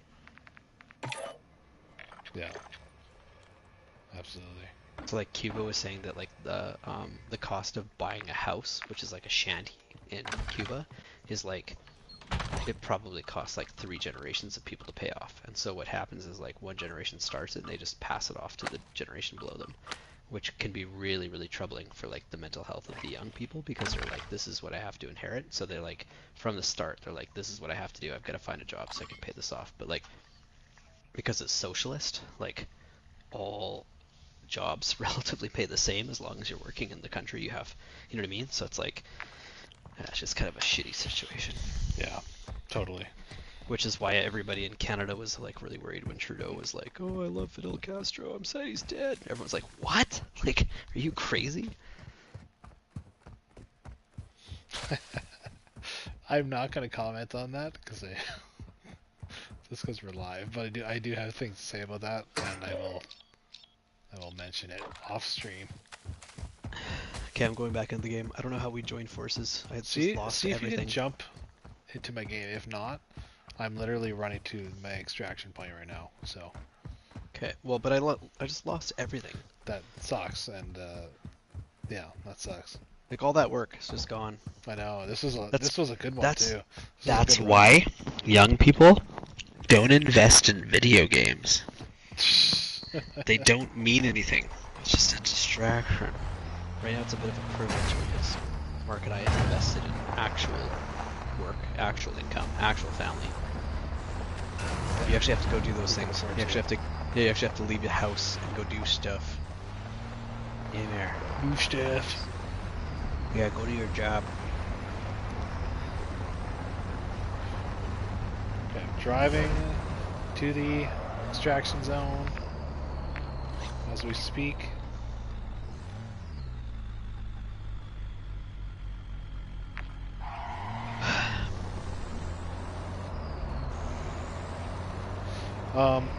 Well,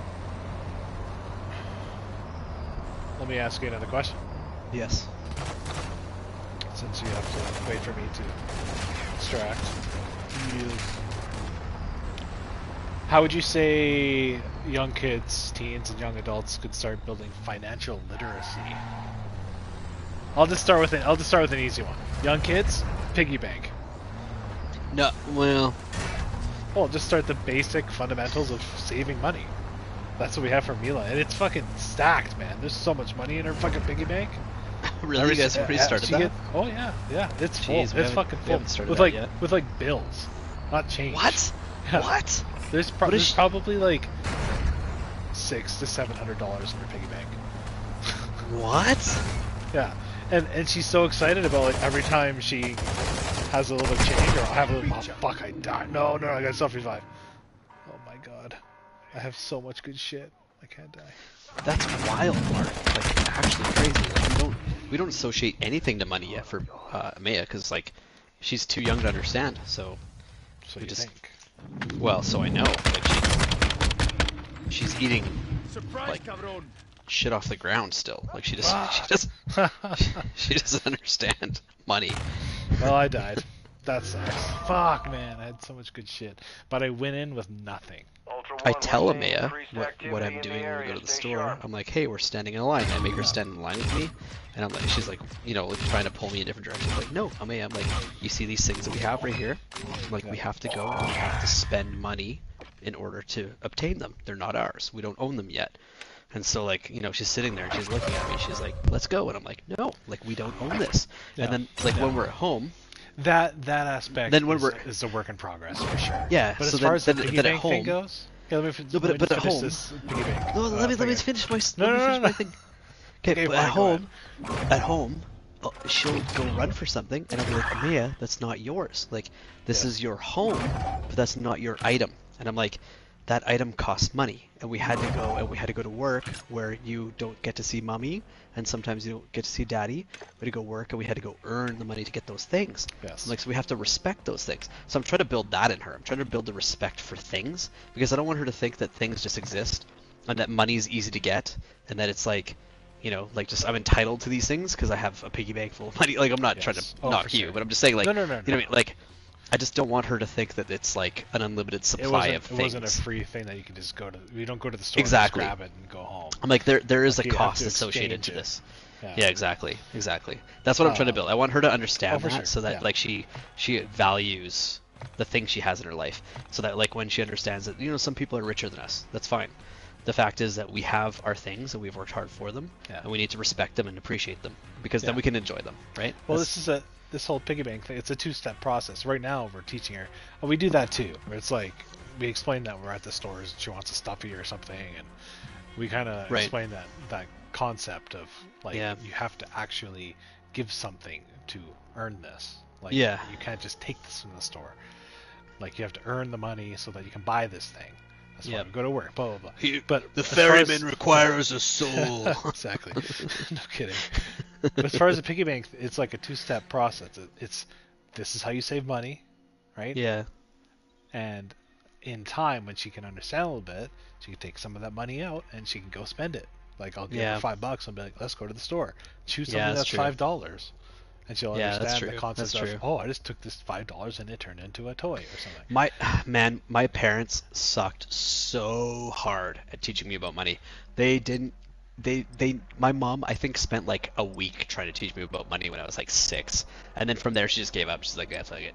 And like my parents were just like all about themselves. They didn't care at all about like teaching us about like how to survive in the world.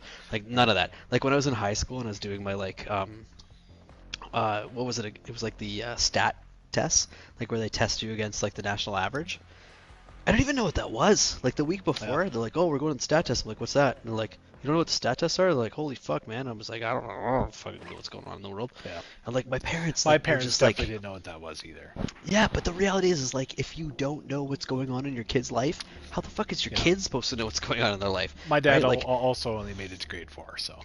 no, for sure. But at the same time, a lot of parents in that generation were very removed and very dependent on for the sure. system Yeah, working, yeah. and the system sucked.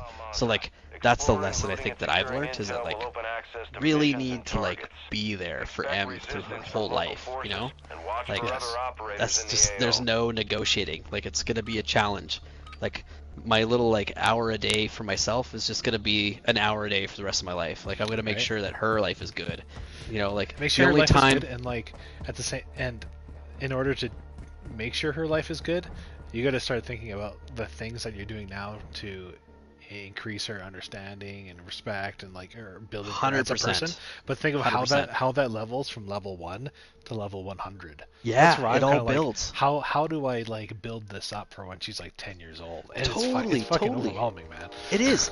But I don't think you can look at it that way. I think there's an intuitive side to it. And I think the intuitive Yeah. side is like what we're talking about is the fact that like the world that our kids are entering is going to be a struggle. So like we're constantly processing that information in our brain. So we're constantly strategizing. And so I think like when we go to apply that information, we've already worked out the formula. You know what I mean? Like that's the way I'm thinking about it. I don't need to sit down and be like A plus A equals B kind of a thing, or 1 + 1 = 2.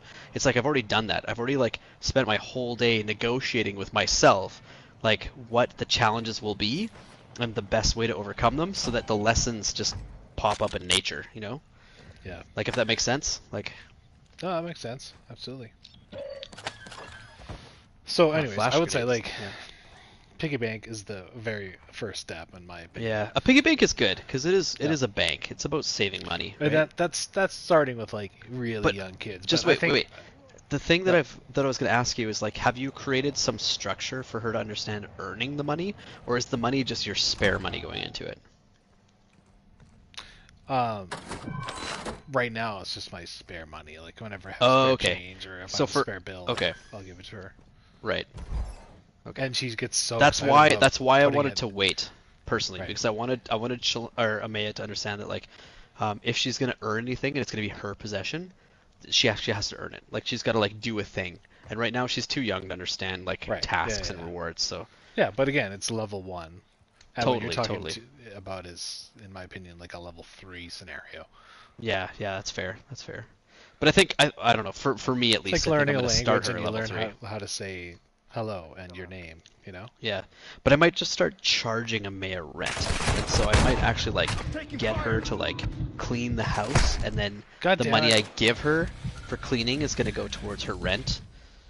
You know, because it's the reality of the future for those kids. You're not It's gonna dying. be, Not everything's gonna be today. expensive, so start now. Absolutely. Just, I'm kidding. Don't agree with that.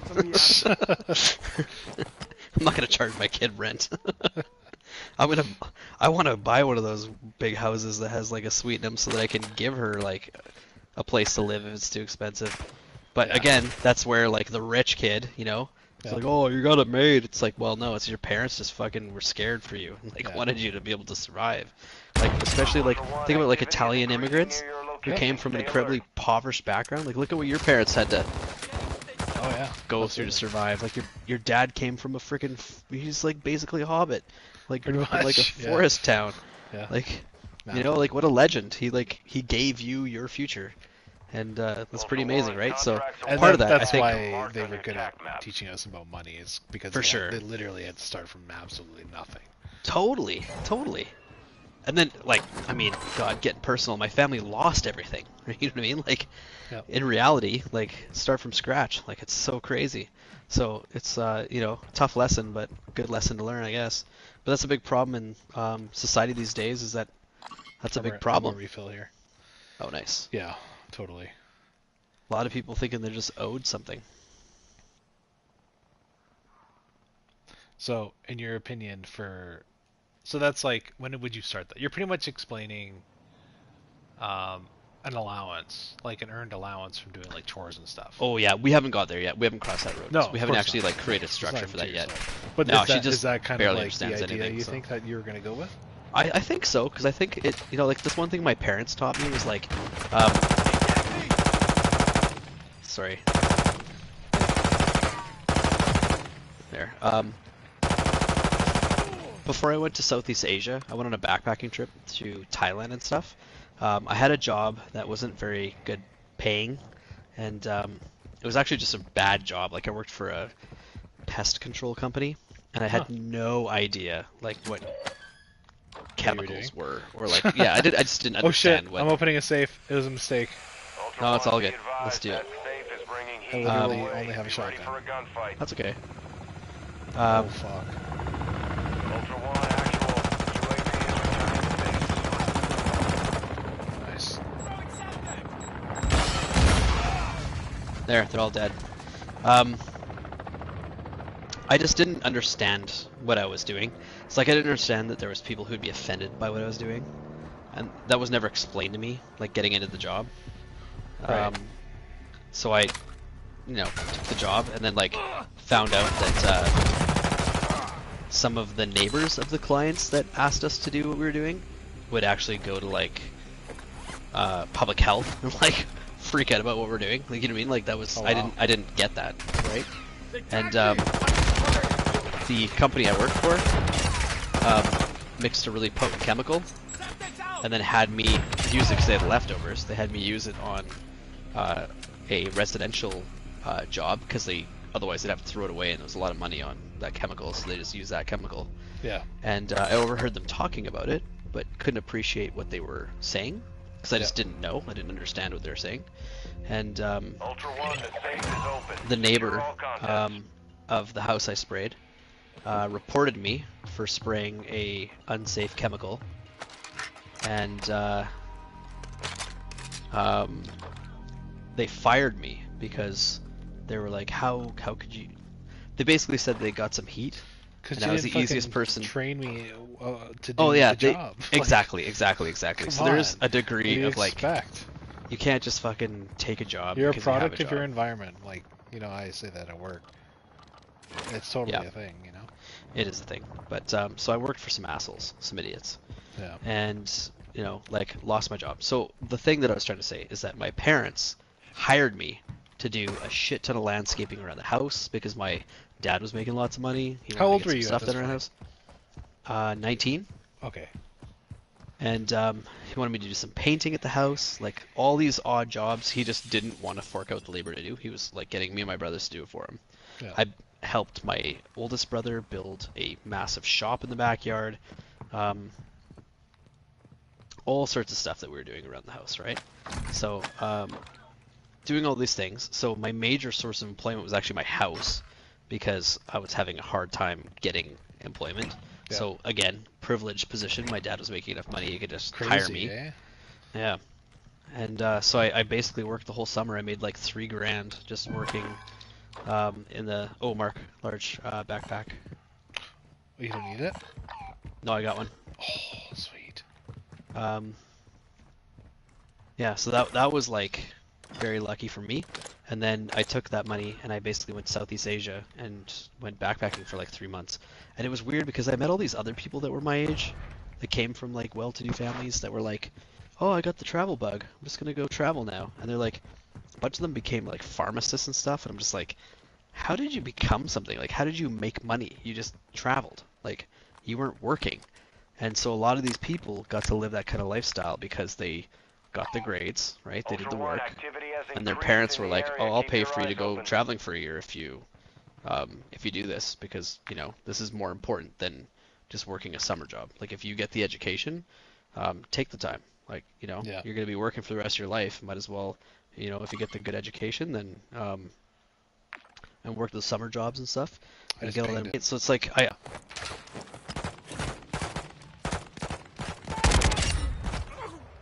give them that year of just like having fun, but like on the understanding that they're gonna have to go work, right? They're gonna have to go use that education they got straight A's in.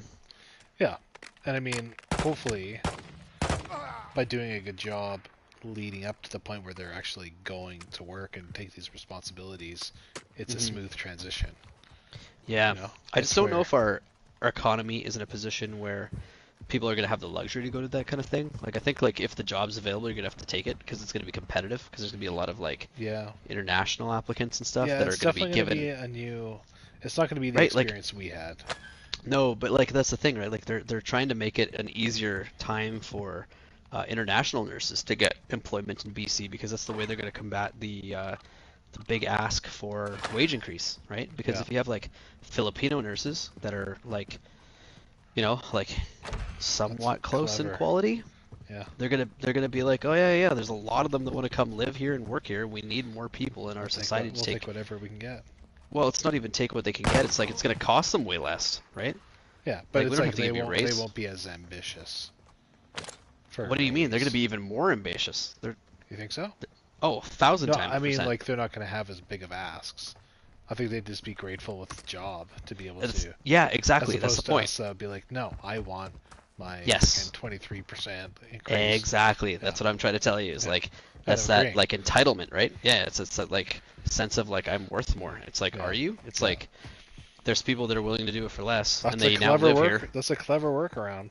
Yeah, but that's what our liberal government is doing, and that's why there's the whole right-sided of this equation that's like fighting against it because they don't like that. But the reality is that we've just gotten so comfortable that we think it's sustainable to be this comfortable that we should even be more comfortable. But the reality is, no, it's not sustainable. Yeah. Our society will collapse, and it's Yeah. I would at least know? just be happy to have inflation. inflation.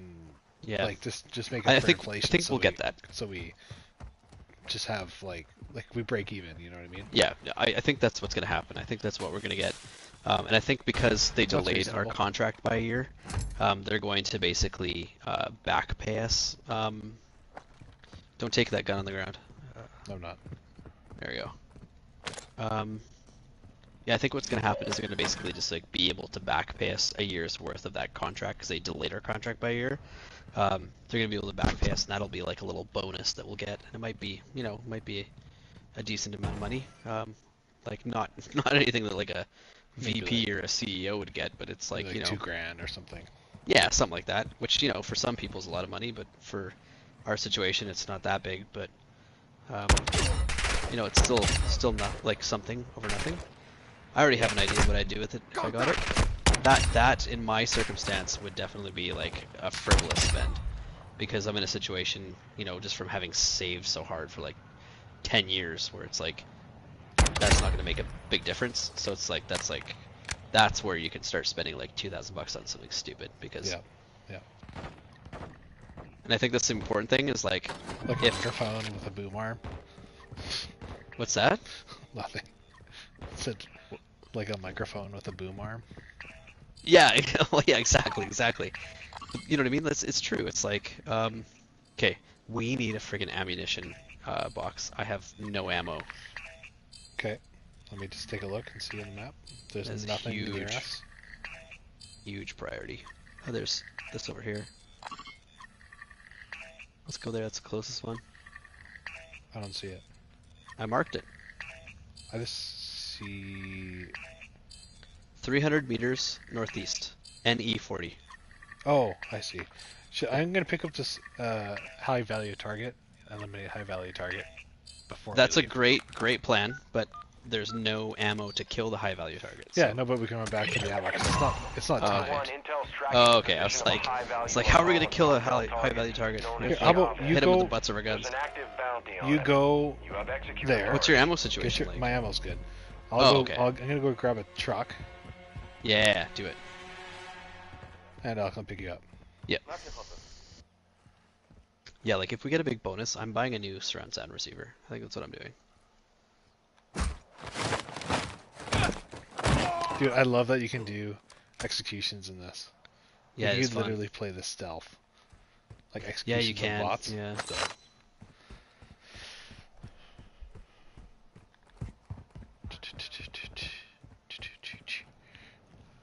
Ooh, there we go. Got some ammo. Sick. Okay. Anyways, so Ooh, is there a cell station nearby? Let's find one. I'm not sure.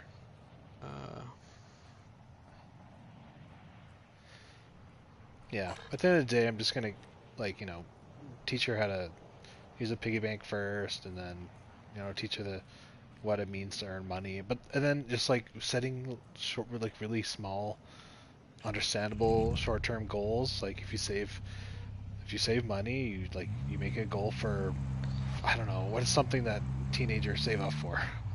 Like a $200 item. Like let's say you're saving up for like an It's gonna be iPhone different or when she's a something. teenager, man. Yeah, it will be. Technology's gonna change so much. but, It's gonna but be I hard can to keep up. but I can only relate to now, right? Well, right now I think it'd be It's safe just- to say that if she doesn't poop in her diaper more than once a month, It's just wear a diaper. she's gonna save you. Well, yeah, you guys rocked that, by the way. Thanks. But like like for Amaya right now, she's like still, well, she doesn't really poop in her diaper. She poops on the toilet, but she's like pees her diaper all day long. She's just constantly peeing her diaper. It's like 1,000 wet diapers a day 'cause she just loves drinking water. I'm making her like citrus water all the time now, so I'm like squeezing. So I take like a navel orange and I cut it into segments, so she's got like nice like segments of orange to eat. Yep.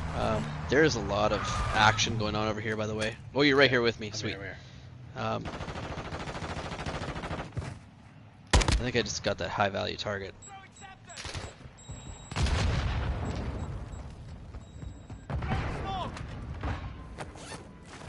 Anyways, it just teaches the concept of like, Yeah. right now it's saving for an iPhone, right, and then later it's saving for a house and for a car. Oh my god, I just Right. got sniped. One shot. What? There might be a player out there. Shit. Might be Yeah, a there's player. definitely a player out there. Go into the building if you can. I'll help you as much as I can. But oh god, shit. if we die, I got the friggin' health gun too. So Oh shoot, my hold god. on. I gotta I'm find you. behind the fence where we were shooting at the guys before. Can you shoot me from there? That'd be sick if coming. you could. So watch out, because they're Holy fuck. Go. Hurry. Dude, that's so dope. I know, I like that. That's actually really cool. They stole that from Battlefield. Back in the fight. There's 4 of them, hey? Oh shit! What the fuck? There's other side of the wall. Get up. Oh my god! Did you die too? Yeah, there's a whole squad back there. Oh, there's 2. No, there's 3. Oh man. Rough. But like, if you go in with just nothing, it's fine. Yeah, that's true. Because then you come out with everything. And it's just like real life, Mark. That's like money. You come in with nothing and you come out with everything. Exactly. But the reality is that you're not going to be able to take any of that shit with you when you die. So don't hoard it. Invest in the that's next also true. generation. I think that's the most rewarding thing is when you start getting yourself on a path where you're like, I'm going to be okay. And then you make a new life and you turn all of that like focus on yourself into them. Yeah. And you're like, okay, I'm building this for them. Like all of my life's endeavors are now for them. Like everything I'm doing now is a legacy for them.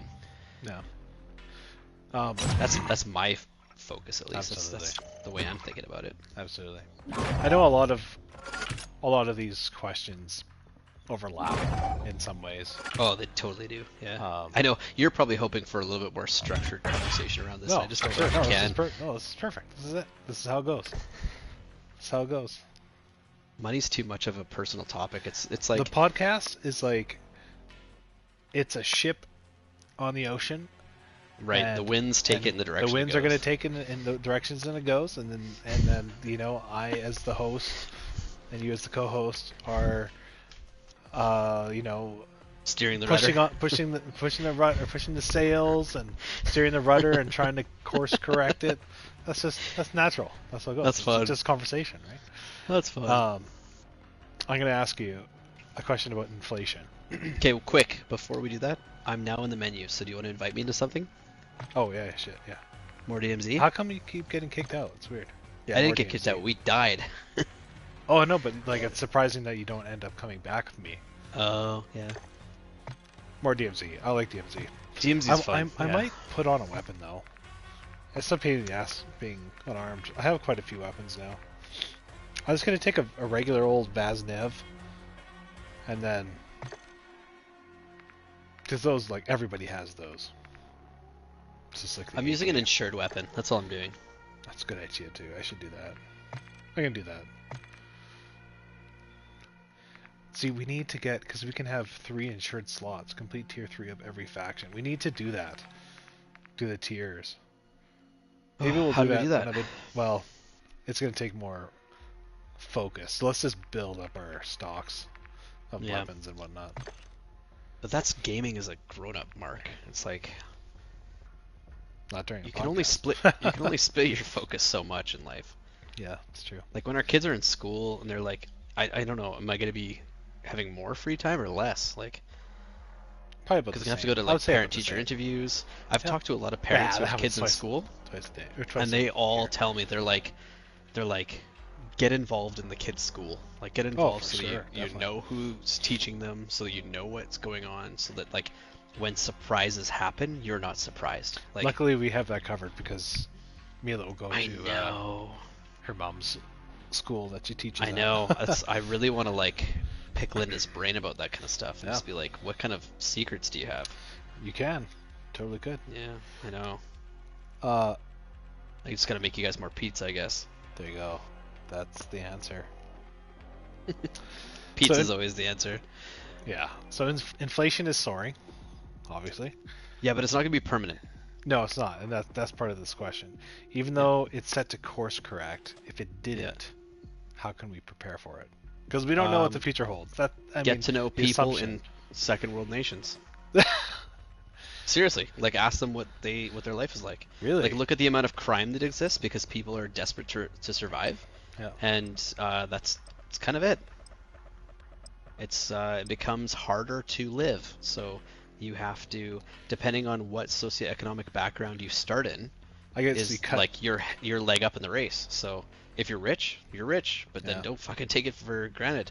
But if you're poor, you're gonna be, the likelihood of getting involved in organized crime is higher, right? More break-ins are gonna be happening, more robbing is gonna be happening because people are gonna be like more desperate for resources. I guess it would get very complicated. The I was just gonna say easiest- something like The easiest you gotta way cut out to your conveniences. Oh, But dude, there's so much more to it than that. so much more to it than that. Like the easiest way to do it is look at the Maslow's hierarchy of needs, and depending on what For the people, can you degree- explain what that is? Oh, let me look it up on my phone. Maslow's hierarchy of needs is basically a pyramid of things that make up. It's the priority of things that you need as a person to survive, all the way Yeah. down to the things that are a convenience, right? It's something like that. Yeah, haven't so it's looked at it basically in, like 10 years. it's so the base. So I'll just read it to you. So it's the base is physiological. The next one up is safety. It's a pyramid, right? So Yeah. like think of it in like 5 layers. So the base layer is physiological. So breathing, food, water, sex, sleep. Homeostasis, which just means like routine, like being able to predict what's coming. Yeah. And excretion, so being able to take a dump and a piss. The next one is safety, so security of body, employment, resources, morality, the family, health, property. The next one is love and belonging, so like friendship, family, sexual intimacy. The next one is esteem, so self-esteem, confidence, achievement, respect of others, respect by others. Self-actualization is like morality, creativity, spontaneity, problem-solving, lack of prejudice, acceptance of facts. So it has to do with like expressing yourself as like a artistic being and like being able to say like what I'm doing has meaning. So it's like when you meet like a hoity-toity rich doctor person and their spouse is like just took up like art as a hobby like the week before, and they're like, oh, I'm gonna have like a gallery, like I'm gonna like host an art gallery in my house, and they're basically doing like elementary school level art, but it's like they're at a stage where they're doing like self-actualization, and they're just basically trying to come up with like a deeper meaning to their existence that they mean more than just what they've done. Yeah. That's what that's all about. So Maslow's hierarchy of needs. So if like everybody's at the base, like 10%, maybe 1% of society is actually at the top of that. Yeah. The rest of society is at some degree below that. Ultra One, we're seeing increased activity in the area. Stay sharp. Yeah. And so they're just trying to like meet their needs. They're trying to have sex, which is where rape comes in, because people are so poor or they're so frustrated they can't meet that need, and so they like force it on somebody else. Well, I don't right? think Like- we'll ever reach. I mean, I fucking hope we'll never reach that level of desperation. No, in no, our no. country. Oh, hold on, wait. We're always reaching that level of desperation. There's always people that are on the bottom or somewhere in the middle or Right. somewhere on top, because there's people that have mental health issues. There's people that are like socially inept. They don't understand how. That's why you get mass murders, right? Like we're never like. But I mean, like more in correlation of like it becoming widespread, Oh, where it's the where majority. it's like inflation doesn't correct and people can't afford things, and then we start Right. like that's like a common occurrence. I mean, Right, yeah. Shit has definitely gotten worse, but. would Well, say- I honestly, and I'm not an expert, but I am quite hopeful that that the future, like next 10 years, is actually be very prosperous for Canada. And honestly, like as weird as it sounds, what happens with Russia and Ukraine is actually going to depict a lot of that too. Because if Oh, for Russia sure. wins, if like all of the West backs off, and Russia actually just like gets through this whole thing and like comes out on top, then all of the values that our society is built on fall apart, because Russia's like fucking gross. Like they're not good. They're raping people. They're like they're doing all the really shitty things that like They're literally like stereotypical villains. they're like Vikings right now, Yeah. but shitty Vikings, like really really shitty Vikings, but just lots of them. Yeah. They're like really really ineffective bad Vikings, but just a shit ton of them. That's basically what's going on with Russia, and like nobody respects them. Like they're just like dirtbags. And they're forever gonna be like tainted now as like a people of like just shitty people. You know what I mean? Pillagers. Yeah, for sure. I'm just gonna point out, not all Russians are bad. There's lots of good No, Russian no. people.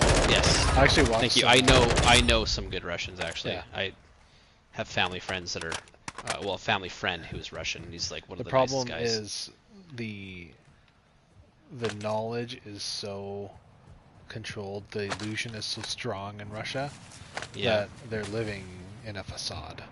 So Yep. it's hard for the people to escape from that. Yeah. But I watch a lot of YouTube channels of Russians that have left Yeah. Russia in this Yep. whole thing, and kind of their take on it, and they're very like wholesome, good people. Yeah, there's a lot of good people, a lot especially of because a them, lot it's of the like- people that are employed with the military, like right now, the majority of people are actually prisoners. Like they're Yes. like emptying their that, prisons that right too, now. exactly. That too. So a lot of what you're seeing is A lot like of scoundrels. if we took our prisoners in Canada and we employed the same shit, we'd probably be seeing the same results from I just our got forces. kicked. What? This game sucks. I'm gonna play something else. Playing God of War. Continue on. Nice. This freaking Modern Warfare sucks. Like, what a good sales I don't know tactic. why you're getting kicked so much. It's I'm wild. trying to stream your game, but your game keeps kicking me out. Like, Yeah. what the hell? Totally. Oh my gosh. It's so sad. Yeah, like, Big things I would say for like, okay, let's say inflation. okay, let's doesn't back correct, this off. but- Let's back this off and just say Okay. like the most salient advice you can give a young person is don't spend your money as if like the world's gonna end. Because a big thing right now is that like a lot of people think climate change is gonna end the world. I don't think that's gonna happen. I really don't think you can bank on that, because if it doesn't happen, then it's where you're fucked. So I think you have to like bank on the side that, you know, like climates might change a little bit. Like some parts of the world might get less habitable, but we're not in one of those areas. As much as we're dealing with like more forest fires and stuff, it's not the same. Like we still have like, we have enough infrastructure we can battle forest fires and like deal with all this kind of stuff. So I think like being prepared for the worst is better than living like the world's ending and you're like, oh, it's my last night on Earth. It's like, well, no. Yeah, I mean Tomorrow's that's probably gonna be last that's night. totally an extreme example of like. Yeah, but some people do that, like especially young some kids in people high do school. that, but I would go as far as to You say, said like, doo-doo. I did say dude. You're a child. I would say even just like simply postpone major purchases. Like if inflation keeps going up and there's no course correction, 100%. maybe don't buy that new vehicle. Maybe like drive your like rat bag vehicle like I am, you know. Or even me, don't buy that new surround sound receiver. Exactly. Just save the money. Yeah, I mean, but we're in comfortable positions that That we'll either probably be way, okay, we'll even still if, be fine. Even if yeah. inflation doesn't correct, we're still going to be all right. But for a lot of people, that's not the case, right?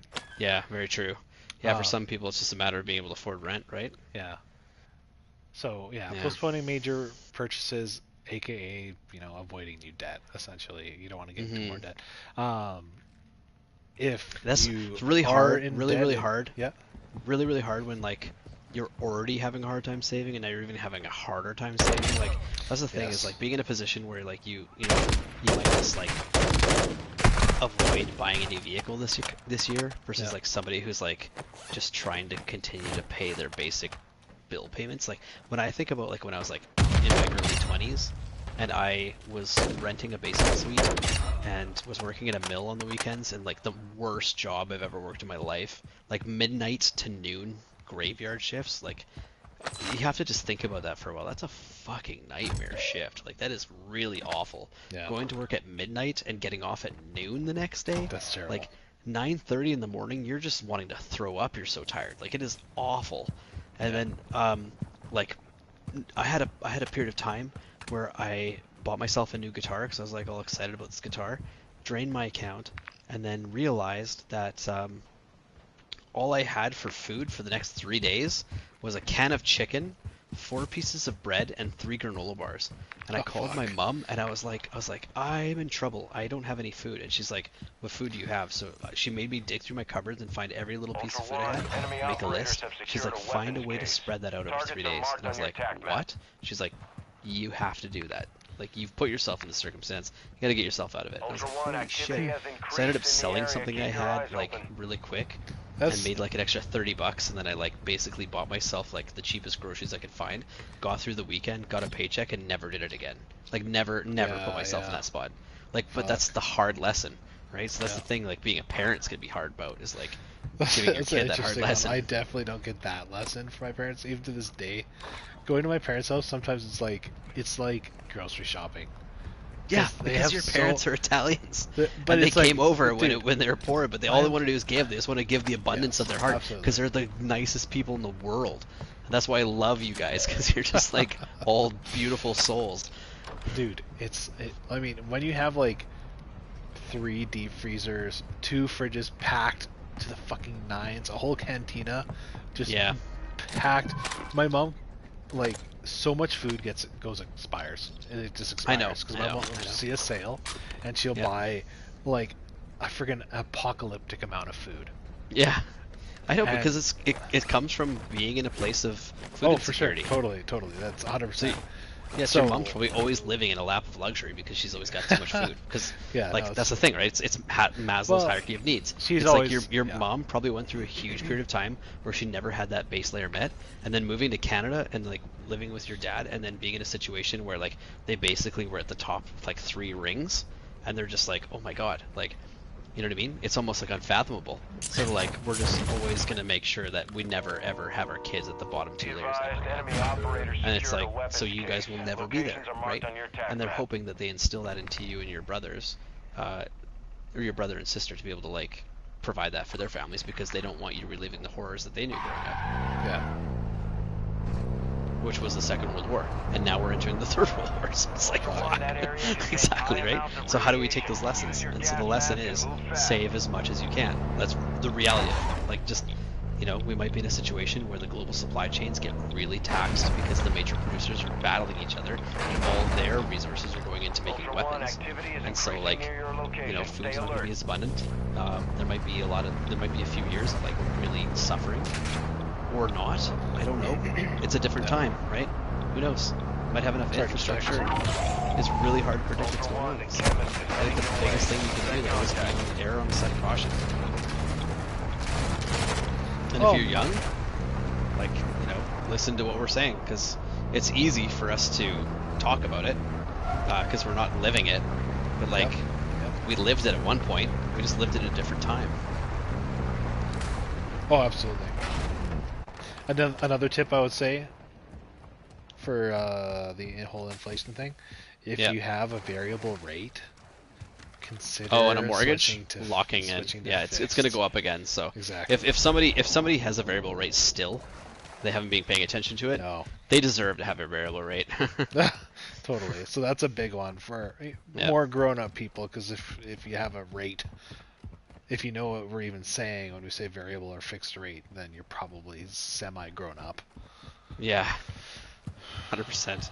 Yeah, that at this point, if you haven't been paying attention to that, then and you're like about to, you know, renew your mortgage or something, and you're like not paying attention to what's going on, you deserve whatever evil comes your way. and honestly, the last point I had for that, if at all possible, that emergency fund that we were talking about before, consider making it larger. Yes. Which is harder said than done, but like, you need a bigger pillow if things are going to be as unpredictable as they may be, as they are now. Or if you're like considering, like, a lot of people before the mortgage rates went up, were considering like buying houses that were just outside of their affordability, because the trend was that, you know, like, you're gonna just make more money, interest rates are low, historically low, like you'll be able to afford it even if it's like not actually really affordable.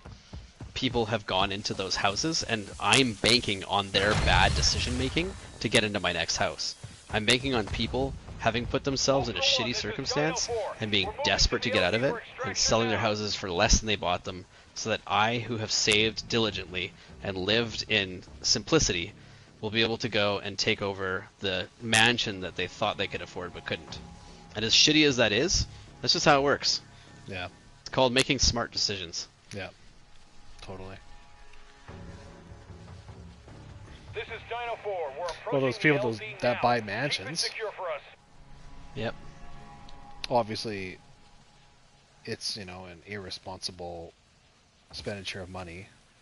Well, yeah. I mean, if you Yeah. can't afford it, you can't afford it. Exactly. And if you know you can't afford it, but you think you can afford it, you can't afford it. So that ties into my next question. How can you resist spending money unnecessarily? Like, what would be your pro tips? Oh God. Dino 4 is at the extract. Learn to suffer. We can't stay here long. I mean, in a way, Dino 4 learn to be arrival. uncomfortable. All objectives and Yeah, personnel 100%. secure. Learn to to accept. not have to have so much Yeah. inconvenience. That's totally a fair point. Yeah, it's like, learn to be okay with imperfection. Like, learn to be okay with like the little things. It's like me I think driving that's why the it's- same friggin' Jeep that I've been driving since I was in high school. Yeah, Totally. sure, it'd be fantastic to, you know, go and spend $30,000, $40,000, $50,000, $60,000 on a newer vehicle. Yeah, but if it's not in the But, cards, it's not in the cards. That's basically it. Yeah, but that's a huge chunk of money that, like, that would make us quite uncomfortable if we do that. Totally. And if I don't right? have to, if I have to be in a shaky vehicle without like a fancy screen in it, it gets me to point A to point B. Yeah, That's, exactly. That's the comfort level I'm willing to sacrifice. Yep. So that is a good point. Yeah, learn to suffer. That's a good one.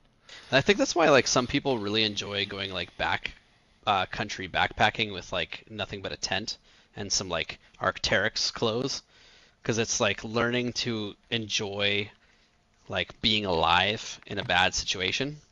You know what I mean? It's like realizing you don't need all the crap that you have in your life, that you can still thrive in like nothing, and that's like you in the element, which is like the thing that we're all working to like run away from. It's a philosophical thing, right? It's like we're all gonna die. We're all gonna go back to just not really meaning much to anything. If you think about all the people that are dying in the war right now in Ukraine, how many of them were thinking the exact same way we're thinking when they were younger? You know, like, my life has meaning, like all this kind of stuff, and they're like basically cannon fodder. Like they're not gonna live some glorious death. Like, why does their life have any more meaning than mine? Like, Yeah. it's just luck. Like, it's just being in the right place at the right time. And so you have to really like Good point. appreciate, you know, the position we're in. We're very, very, very, very, very, very fortunate. So it's just like, don't waste that. Like, don't take it for granted. Don't be pissed off that you're not richer than somebody else. You're much richer than somebody else. And I think that's the thing that people have to remember, is like, even if they're in a shitty circumstance, living here where we live and having the things we have makes us very well off compared to a lot of people in Yeah, the world. of course. So it's like, yeah, I think that's the biggest thing, is like, if you can get that perspective, it's gonna be easy to save money. It's gonna be easy to prioritize. It's gonna be easy to have a plan.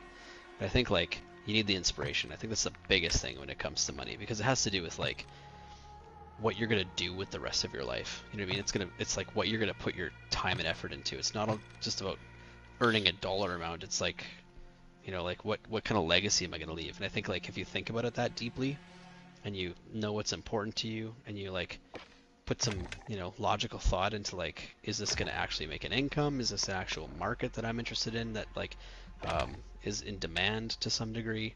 You know, Yeah. like, you're going to be fine. Like, you have to care. That's all you have to do. And I think that was like one of the things I regretted growing up, was that I just didn't care. I was too scared all the time. And the reality is that You can't be scared. You're just too fucking privileged. Like, there's so much good in your life now that all you have to do is try, right? There's a freaking worker shortage. Like, all you have to do is try, and like, you'll do something phenomenal with your life. Yeah, it's good to ground yourself and remind yourself of that. 100%. Because sometimes I feel like we just get worked up about small things. Yep. Oh, and the 60-40 split too. Like, I know, like, you were talking about your like 50-20-30 kind of thing. Yeah. But the reality is that if your costs, like if like the actual like cost of rent and food is more like 80 or like 90-10, then just do 90-10. That's all you can do. No, but the reality is that's all you can do. Like, until like inflation comes down and stuff, just accept that that's the reality, and you're just gonna have to live in that for a period of time. And don't feel like you're a lesser of a person because of that, because that's a lot of people's reality right now. Mark and I are very privileged in having like entered into the workforce and like secured ourselves decent paying jobs, and like kind of took on the brunt of our financial like responsibility when things were cheaper, like, you know, like 10 years ago. And so like we're in a position where it's easier to look back and be like, oh yeah, you know, it was like maybe a 40-60 split, like, right? Like, it wasn't horrible, and or like maybe a 50 or 60 split or whatever. But like now, for some people, because of the wages versus inflation, it's like a 70 or 80-20-10 kind of split, and or 30-10 or 30-20 split, and like, if that's reality, you can't do anything about it. You just have to accept it.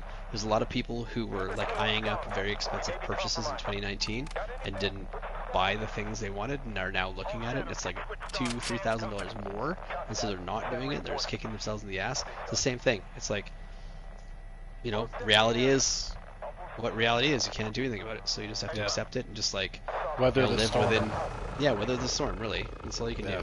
Totally. So I think that's a big thing, is like, don't be pissed off that this is the circumstances you're in. It's going to teach you something really valuable in the end, and so just accept it for what it is. For sure. A couple tangible tips. I was like, last week when we were going to do this podcast, prior to, I was just kind of like brainstorming some ways I've sort of tried to remind myself to not spend unnecessarily. Mm-hmm. So these are my quick 5 tips. You ready? Nice. This one I learned because Linda likes to subscribe us to like business like newsletters and shit. When you like be like, you subscribe to the freaking mailing list for the Gap and you'll get like 30% off on one time. Oh yeah. So she does that a lot with our emails. Nice. But what I've found is that I see those emails and be like 2-day family discount sale at Sport Check or something like that, and it actually influences you. It actually it's like, oh, you know what, that thing actually is sweet, I want that. Yeah. I think that I needed that prior to looking at this newsletter that was sent to me? Absolutely not. Good point. Unsubscribe from those. So I unsubscribe from those as soon as it gets subscribed to them. Me too. That's the big thing, is marketing, right? Yeah. It's a society that we're raised in teaches us to want to buy. And so if you're easily influenced and like you don't have a lot of what's the right term for it? Like a lot of like a big bullshit meter, like where you're like, you know what I mean? Like really filtering out the things that are being brought to your like attention. Yeah. It's really easy to feel compelled to go do those things, and that's the point, is that they want you to do that so that those companies can make money, because all those companies are making money because they're getting people to buy their shit, right?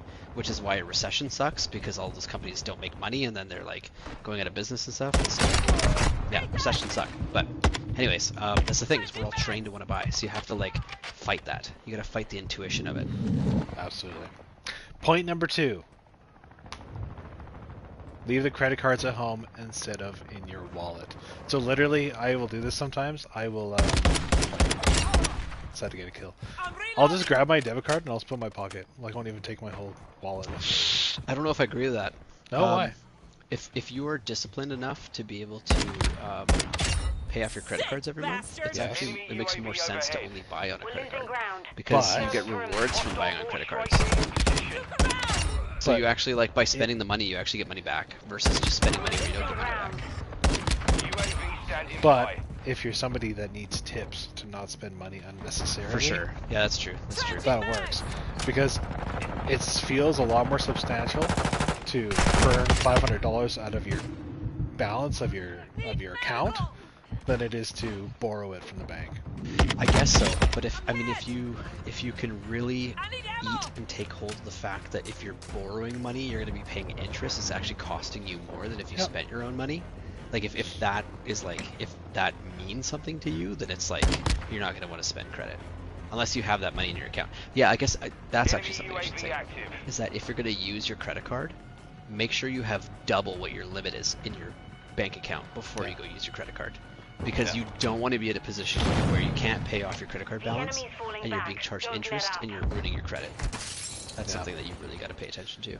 I have always made sure I could pay off my credit card balance every month.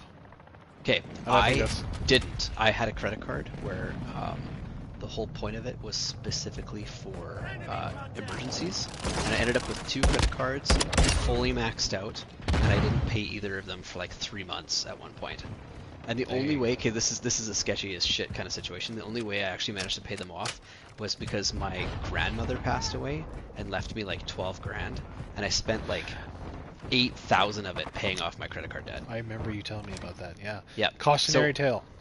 Yeah, cautionary terror. Cautionary terror. So don't do that.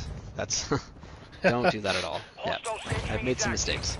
Yeah, of course. But I've also made some really, really smart moves. So yeah, I mean, look where you are now. So at the end of the day. Yeah, but again, I have to give credit to my wife. It's not just because I make smart choices. It's because she's influenced my epic willpower into smart choices. And I could be making smarter choices. I could be very rich, but I'm not, because that's not the kind of person I am. So yeah, but I feel like you struck a good balance, you know? Yeah, I feel like it's a pretty good balance. I'm happy with it. You can still live your life and enjoy it. Yeah, totally. Yeah, so like on the tail end of paying your credit card debt every month, paying off your balance, zeroing your balance, pay your bills before making big purchases. 100%. Right? So it's Black 100%. Friday. You might see that LG C2 at Costco that you want to buy for, what is it, $16.99? No, 38. Oh shit! Like that. I thought somebody was talking about somebody posted in the meme chat. Oh, it's a 65-inch C2 that was like $1,400 at some website. They're clearing out stock. They sold out in like 5 minutes. Oh yeah. Wow. Yeah, that's rare. That would be a worthwhile purchase, but yeah, but, like don't buy shit that doesn't, like, you have to understand that there's like assets and then liabilities. And a liability is something that costs you money, and an asset is something that's guaranteed to only give you money down the road. Yeah. Right now, in a recessionary economy, most things are liabilities, which means that like most things that you buy are not going to make you money. Like me investing in very traditionally stable stocks and stuff has actually cost me a couple $1,000s. You know what I mean? That is a liability. My home has become an asset because the market went crazy sky high. So even now that the values have dropped, I still have like a couple $100,000 more in equity than when I bought in, right? Like, but for most people who are buying now, it's more of a liability because the prices are dropping. So if you're getting into real estate now, it is a liability. It's not an asset, where that may encourage more people to rent, right? So like, you have to understand the value of things in order to know what to put money into. And so, I mean, the biggest thing you can invest in is yourself. The biggest thing you can do is like prepare yourself, right? Like put a roof over your head. If you're reliant on your parents, work on your relationship with your parents. You know, consider investing with them in a home that can house both of you, where you can take the long-term mortgage, but they can take the upfront cost, so you guys can dodge interest. Like, that's a very, very, very smart move for today's economy, and it gives you security, it gives you a home. You know, like, even if they put you in the basement suite, you're paying the most of it to teach you a lesson. Fucking take it, because it's probably going to be cheaper than if you're renting off somebody, right? You're going to have an asset at the end of the day. They're going to probably give it to you as an inheritance. Like, you know, work those things out. Go to university, get an education. You know what I mean? Like, most people will say that educations aren't really worth much these days, but if you're getting into some sort of a trade or some sort of a program that puts you into an industry right away, it is worth it. they're usually like the entrance points into those kind of things. It is never a bad idea to get into a trade. Never.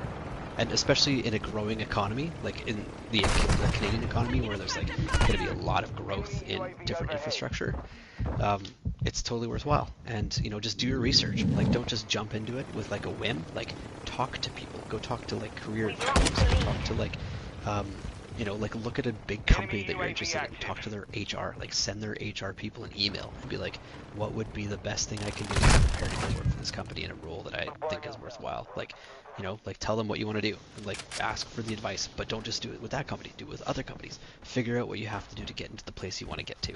Don't just assume or hope that the door is going to open to you, or somebody's going to think you're cool because your TikTok account has a certain amount of views. Like, that shit's never going to last. Like, you need to get into something that's going to be able to become a lifelong value career, and then you can, then at the end of your career, you're making the most money and you're in high demand. And the world's your oyster. That's basically what like the boomer generation's retiring on. They're all like, a lot of the people did that early on, right? They got into growth areas, right time, right place kind of situation.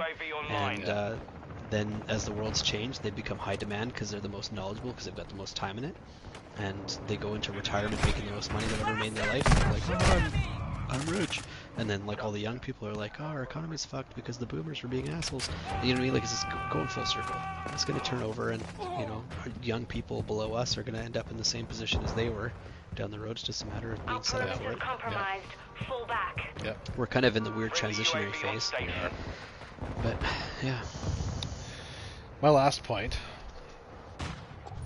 Borrow shit. Actually, there's 2 points to this. Borrow shit. Like, seriously, your brother-in-law might have a pressure washer for that one job that you need to do. Don't go fucking spend $500 buy a new one. on a pressure washer. Just borrow it. Borrow stuff. And on top of that, buy used stuff. Oh, that's actually a really good Everything point, doesn't Mark. have to be new. That's such a good point. Such good points. There's so many times where... Sorry, go ahead. No, I'm literally just gonna say the same thing you're saying. Like, there's so many times where we've had like odd jobs around the house where like it's a job that's gonna take a few weeks, but it's only gonna take a few weeks for the rest of my life. I don't need the tools for it for the rest of my life. I need to just borrow them to get the job done, and then just give them back, right? And that's like, luckily, like my father-in-law has a lot of tools because he's like a trades guy, so he's got lots of tools. So anytime I do these kind of jobs, he usually has what I need. So I don't actually have to put up the upfront cost. I remember there was a Facebook video of like some family renovating a house. It was like a young couple who bought it, like the cheapest house they could afford, but they put the hard work into renovate it, and they did their research and they looked at the, like, how do I do this, like the best like prices on things. And then some person commented on their video and was like, yeah, right, this didn't cost you that much. You probably spent that much in tools alone. And so they made another video, and they're like, oh, we borrowed tools from people. We like made tools out of old tools to get the job done. Yeah. We sacrificed actual hours because we don't have a family yet. Like into the evening, into the nights, like doing jobs with inadequate tools because we didn't want to spend money on tools. They're like, and they showed video footage of like how they used like shitty tools and like like had to like kind of MacGyver their way through it. Totally. And then they're like, so like your comment of like us being privileged is invalid. Like, it doesn't actually add up because we definitely were like doing this on a heavy budget. And just to prove a point that you can do it that way, and it's very true. Like, one of the best things about social media is that we have the marketplace on Facebook. There's always somebody trying to sell something, so you can always find like some tool that you need super cheap. Like, or you could even go to them and be like, instead of buying it, can I rent it? Like, can I rent this tool off you for like a week for like $10, right? Instead of spending $100 to buy it. Yeah. Like, right? Like, you gotta be creative. You gotta like come up with ways to be like, coming from a generation of people who had way too much and had a lot of wealth. There's a lot of stuff out there, so you could definitely get through the next 10 years of recession if that's what we face, on the backs of the wealth of the previous generation. Like, it's very doable. And if you're smart about it, and you set yourself up that way, when you enter into a growth period, and you're prepared and you've worked hard, you're going to be making so much bloody money you can't even frickin' handle it. So you may feel poor for the first, like, like 10 years of independence in your life, but then all of a sudden you're just going to be like cash cow. And it's just, that's probably how it's going to go for a lot of people. But for the people who are just like, I deserve everything and don't need to work, you're never going to be able to experience that because you're just already decided that you're, that you failed. So Requesting recon flyover. You'd be surprised at how generous people are too, and how like community-driven people are. Like, I had what happened? I had a bit of a water break. We've taken the lead. Oh, was it last year? I think it was last year, and a bunch of water leaked into my basement. One down. right, yeah, And the carpet got all wet and stuff like that. I went on Facebook and I just posted like on various communities, like in our town. There's like community groups for different neighborhoods. I was just like, hey, does anybody have like a big industrial fan? Does anybody have right, like a big what are those like carpet vacuums that suck out like the water or whatever? Oh, the wet dry Like, vacs or whatever. Yeah, wet dry vacs. And people were like, yeah, absolutely. Like, you can come Yeah, borrow that's this. cool. I borrowed all the tools, probably like over $1,000 worth of tools for like 4 days. Jeez, I didn't didn't spend a realize you dime. borrowed all that stuff. I That's borrowed freaking all that amazing. stuff. That's so From sweet. strangers. That's so cool. Yeah, that's the thing is like, And I was when like, here, times are here's- trying, Yeah, community is what gets people absolutely. through. Absolutely. And that's the thing that we're like lacking these days is community. So it's almost like what we're going to be facing, like, in a recession or whatever, is actually going to be really beneficial because it's going to force people to come together, and then as a people we become stronger. Then when you go out grocery shopping and stuff and you see people and like everyone's friendly, they're friendly for a reason. It's because they're taking care of each other. So it's like, like where some people don't actually have immediate family. It's a they strength. might- yeah, totally, it's a huge strength. That's what I mean with like Ukraine is like having like, they're going through one of the hardest things anybody could ever go through right now. They're also becoming incredibly strong because of it. Like I bet you all Ukrainians love each other Yeah. immensely. Well, Like it's they all just probably like- feel like family. It's just like that saying, hard times make hard men. Yeah, exactly. And hard doesn't necessarily mean like cold. It means resilient. Resilient, and yeah. Strong. Yeah. And Not enriched. easily, not easily like made to feel low. Yeah. Like it takes a lot to bring them down. Yeah. Hostile mortar strike incoming. Friendly SAE. Yeah, and you know what? I think that's where, okay, as much as we've been talking about like things that aren't actually to do with money, I think all of these principles lead to money. Like I think like if you enact these principles and you enact these like kind of like work ethics and stuff, and you value life that way, there's no way not to get some degree of financial security, if not wealth. You know what I mean? Sure. Like I think that's what's more important. I think it's more important that you value your existence, you value your contribution, or like your ability to contribute, because then you're just going to value your resources. And if you need structure in that, then that's where it's actually kind of easy. It's just all about those ratios. It's all about like looking what you make, looking at like the kind of purchases you can like make in those situations. Just being honest with yourself, like not like lying to yourself to be able to get that extra reward, but like saving so that you can get the bigger reward. Because it is all just chasing dopamine. Like it's like a lot of purchases are not survival. A lot of purchases are just like to give yourself a chemical reward. And in a high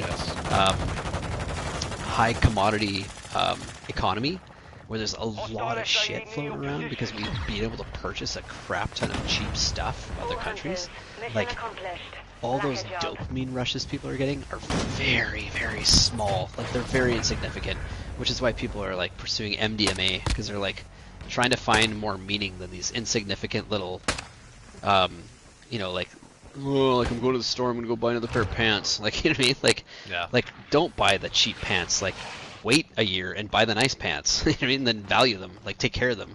Yeah. Right? Like, Yeah. like if like buying expensive stuff that's nice is the equivalent of like a poor person affording their first pair of, like first nice jacket, then buy the nice jacket. Right? Like, Yeah. treat it the same way. You're just going to have a way better experience. Set an achievable goal. Yeah, instead of Down, going look how and, much money you make on a weekly or monthly basis. Look at the price of the thing that you're wanting to buy. Yep. Just to work to determine how much you'll need to Yeah, save from your paycheck to buy it. yeah, it pretty really is simple. just math. Yeah, It's it's just really math. basic math. Yeah. And you know what? If you need it, I'm sure there's 1,000 budgeting apps and stuff like that that Oh, yeah. exist in the App Store and like or the Mint. Mint Google is a Play good Store. one. I was using Mint for a while. Oh, nice. Yeah, and I mean, I stopped because this is where I feel just lucky. Like it's been a frustrating thing, but it's also been a huge ass saver. Like my wife is very frugal, like right, grew up very poor, so like her value around money is all about like preserving it, not spending it, and so it's like I've got it like a safety net built in. Like it's like there's no emotional reward in overspending because it just turns into guilt. So it's like as much as it's kind of toxic, it's actually like really beneficial. Right. And so like I've never needed a budget because the budget's built in, right? And like we always are purchasing below what a budget would actually require us to do. And the only way we didn't enact a budget is if we start running into deficits. And so we just haven't hit that yet because like, you know, very lucky guy, got a very frugal wife. As much as it's been frustrating, it's been more reward than negative. Well, it sounds like she's taught you a lot about your financial literacy. Yes, exactly. So it's not just her; it's like both of us, right? We both, but I definitely still spend most of the money. Like, you know, the one who's bought like the crazy sound system and all that stuff. Here's the thing I want to mention. Has to do with school. I know, like, kind of the background of both of us with school. We weren't very good at it. Yeah. You learned a lot of your financial literacy from your wife. How, in general, does somebody learn to budget? How do they learn to deal with paying rent? How do they learn to deal with taxes? Why don't they teach this shit in school? Because I think a lot of it, I agree with you, but I think a lot of it is, it's like a job. You got to like learn it on the job. And I think like until you're in a position where you're actually faced with that responsibility, you almost like won't really appreciate it for what it is, right? Yeah. It's really tied into like your ability to survive. So like you only really take it seriously when, but I think they should have a class that's just not home ec. Like in high school they had a home economics class where we went to cook some food. Like fuck that. They should have like a financial literacy course where they teach you like basically the whole course is setting a budget for living on your own. It's exactly what this podcast is about. This should be exactly. And then if you fail the class, they basically say like you wouldn't survive on your own. Like there's no way you'd actually. It shouldn't even be an elective. It should be as crucial as having to take English and math and whatever your sciences are. It should be right up there with the rest of them because like. Yep. And they should change the curriculum based on what the economy's doing. Yeah, that one would probably be tough because there's a lot of red tape towards changing education. Well, but this is the thing too, is like, I think in the public system, it would be difficult because you have a lot of different socioeconomic statuses represented. So having a budget for somebody who's wealthy is not the same as having a budget for somebody who's poor. For sure, like, but the fundamental like say you've got a kid in the school. Same. For sure. Just with smaller volumes of money. I know, but you'd have kids who are like, okay, your budget is going to be, like, you know, your savings is 20% of what you earn. So let's factor in what you earn and like base that off what your parents earn, right? That's your homework.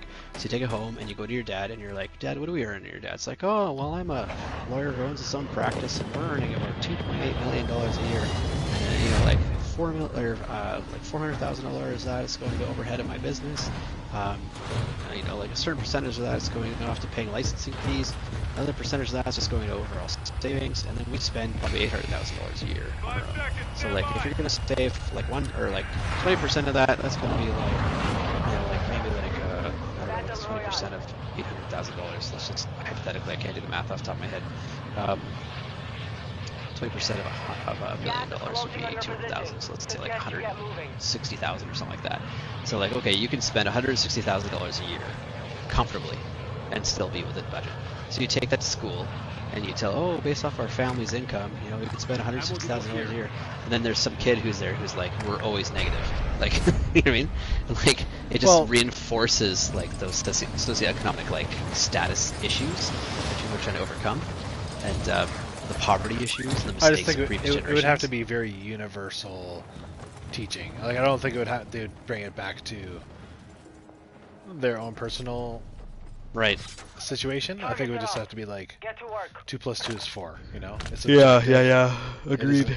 It doesn't matter what your socioeconomic status is. The same fundamental principles would still be relevant. Yeah, agreed. Okay, talking about all this stuff has made me tired, and it's 11:30. Need to go to bed. Got to be up in the morning with the booger. Yeah, no worries. Sounds good. Good podcast. Really good, yeah. Anybody that Well, hopefully people got something out of it. Like, it's not like I we're think breaking so. down a simple formula where people are like, "Oh, this is the key to success." Well, Because it's I don't very think complicated. it's like, yeah, everybody is different. Everybody has a different BMI. Everybody has a different like physical body. Financing is almost the same. It's like there isn't a single rule that works for everybody. There's like general guidelines that work, but everybody's situation is different. Everybody's like ability to access the economy is different because of where they come from, who their family members are, like where like the. Does that make sense? Like you might have that rich lawyer dad, or you might be like poor immigrant who's For like sure. only came with mom kind of a thing. Yeah. You know what I mean? Like it's very, very different depending on circumstances. But the Definitely.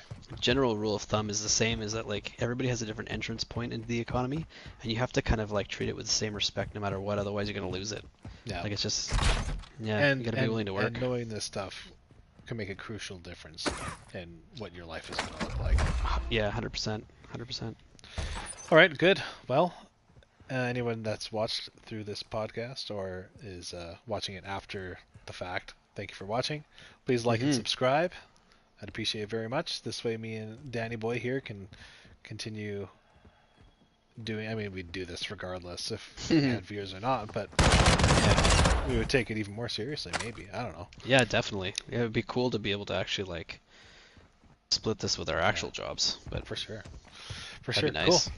Awesome. Well, thanks for joining me in the podcast. Yeah, and best of luck, everybody. Oh yeah, no, thanks for hosting, Mark. You're always doing a great job in keeping this thing going. Of course. But yeah, like best of luck to everybody out there, and the realities of the world, and yeah, I just hope the best for everybody. I don't want anybody to suffer.